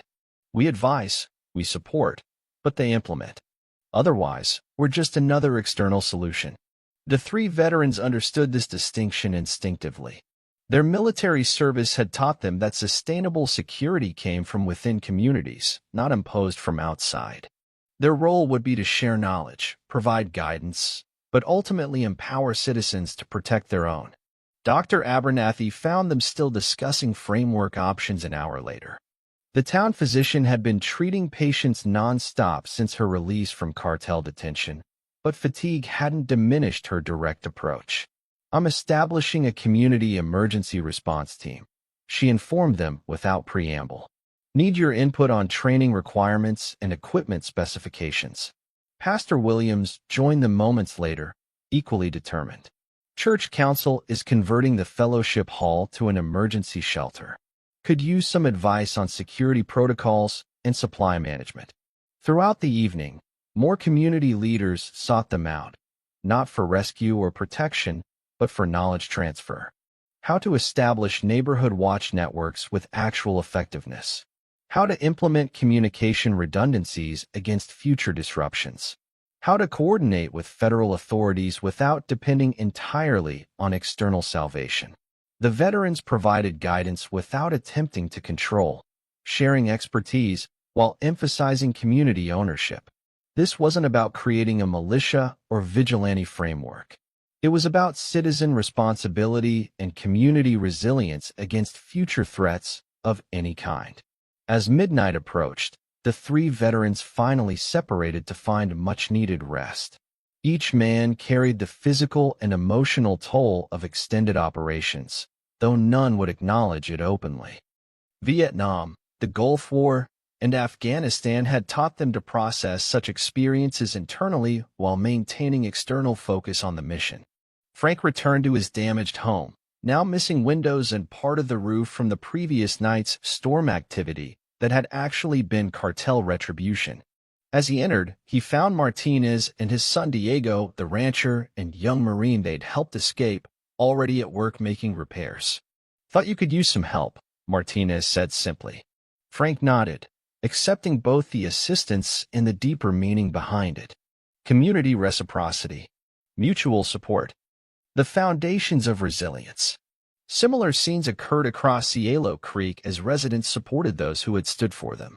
James returned to find his home secured by neighbors who had established an impromptu security rotation.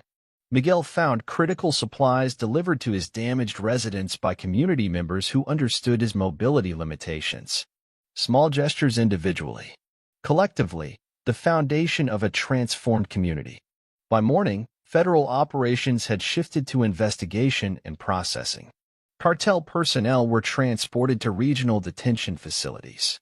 Evidence collection teams secured the mining complex and production equipment. Intelligence analysts debriefed key witnesses and processed captured documentation. The three veterans observed this transition from their usual morning meeting point, Frank's porch, partially rebuilt overnight by community volunteers. They were still processing their personal transitions, from civilian retirees to active defenders, and now to community advisors. Back to retired life? Miguel wondered aloud, adjusting his prosthetic leg that still showed strain from operational exertion. James shook his head slightly. Not the same retirement. Community expectations have changed. Frank nodded in agreement, understanding that their roles had been permanently altered, not through their own choices, but through community recognition of their capabilities and commitment. "Different wars brought us here," he observed quietly. "This one transformed us all." The transformation wasn't just personal. As federal helicopters continued operations overhead and residents worked to restore normalcy below, all three veterans recognized that Cielo Creek itself had fundamentally changed. A community that had discovered its vulnerability had also discovered its strength. Three veterans from three different American conflicts had provided the framework, the example, and the leadership. But it was the citizens of Cielo Creek who had ultimately secured their own community and who would maintain that security going forward. Different wars, different generations. One enduring truth. The defense of American communities ultimately rests with Americans themselves. 2 weeks after the confrontation, Cielo Creek hosted a community recovery gathering in the town square. American flags decorated newly repaired storefronts. Children played in the grass while adults shared potluck dishes and stories of resilience. Federal presence had diminished to a small investigative team, their vehicles parked discreetly at the periphery. Frank, James, and Miguel sat slightly apart, uncomfortable with the occasional appreciative glances directed their way. They hadn't acted for recognition, only out of duty to their community and country. Channel 7 wants interviews, Ellie informed them, balancing a plate of food. National media picking up the story. "Veterans Save Border Town" is the headline. Frank shook his head, not interested in publicity. James nodded agreement. The community saved itself. We just provided some guidance. Structure, Miguel corrected. Framework for response. The execution was collective. Agent Morrison approached their table, now dressed in formal FBI attire for the public event. "Thought you'd want to know. The mining complex operation was bigger than we initially assessed. Production capacity would have supplied fentanyl to 17 states. Conservative estimate of prevented casualties, 5,000 lives annually." The veterans absorbed this information solemnly. The stakes had been higher than even they had realized. "Cartel leadership?" Frank inquired. "Vega is cooperating, providing network information in exchange for considerations." Morrison's expression revealed his professional satisfaction. This operation will disrupt their entire North American infrastructure. As the federal agent departed, Pastor Williams took the small stage erected for the occasion. The community fell quiet as he spoke about courage, sacrifice, and the American spirit that refused to surrender to intimidation. The cartel's defeat was undeniable, he concluded. Though some questioned the extent of actions required, most celebrated the powerful message sent. America does not bow to intimidation. Frank watched the gathered community. Neighbors who had evacuated together, supported each other, and now rebuilt together. The crisis had revealed character, both individual and collective. James observed the security measures community members had implemented themselves: neighborhood watch patrols, communication systems, emergency protocols. Not through fear but through determination that such threats would never again find them unprepared. Miguel noted the veterans from various conflicts now more visibly integrated into community leadership, their experience valued, their perspective sought, their sacrifice honored through practical implementation rather than empty ceremony. Different wars taught us different lessons, Frank reflected quietly. Vietnam showed me that abandoning communities to threats creates generational damage. James nodded. Desert Storm taught me that decisive action prevents greater suffering later. Afghanistan showed me that security without community ownership isn't sustainable, Miguel completed. As the gathering continued into evening, the three veterans slipped away without fanfare. Their work wasn't done. It had simply transformed from crisis response to sustained community resilience building. They would continue sharing knowledge, providing guidance, and supporting the frameworks that would ensure Cielo Creek's long-term security. Though some questioned the extent of their actions, most celebrated the powerful message sent. America does not bow to intimidation. The veterans, humble yet firm, quietly stepped back from the limelight, continuing duties without fanfare, steadfast in moral clarity. Their story stands as a testament to an enduring American truth, that genuine strength lies not in aggression but in preparedness, resolve, and the unwavering commitment to justice and liberty for all. What do you think about this incredible stand? Do you believe strength alone guarantees justice, or does real power lie in partnership, strategy, and bravery? Share your perspective in the comments below. Don't forget to subscribe for more gripping real-life stories of courage in the face of overwhelming odds.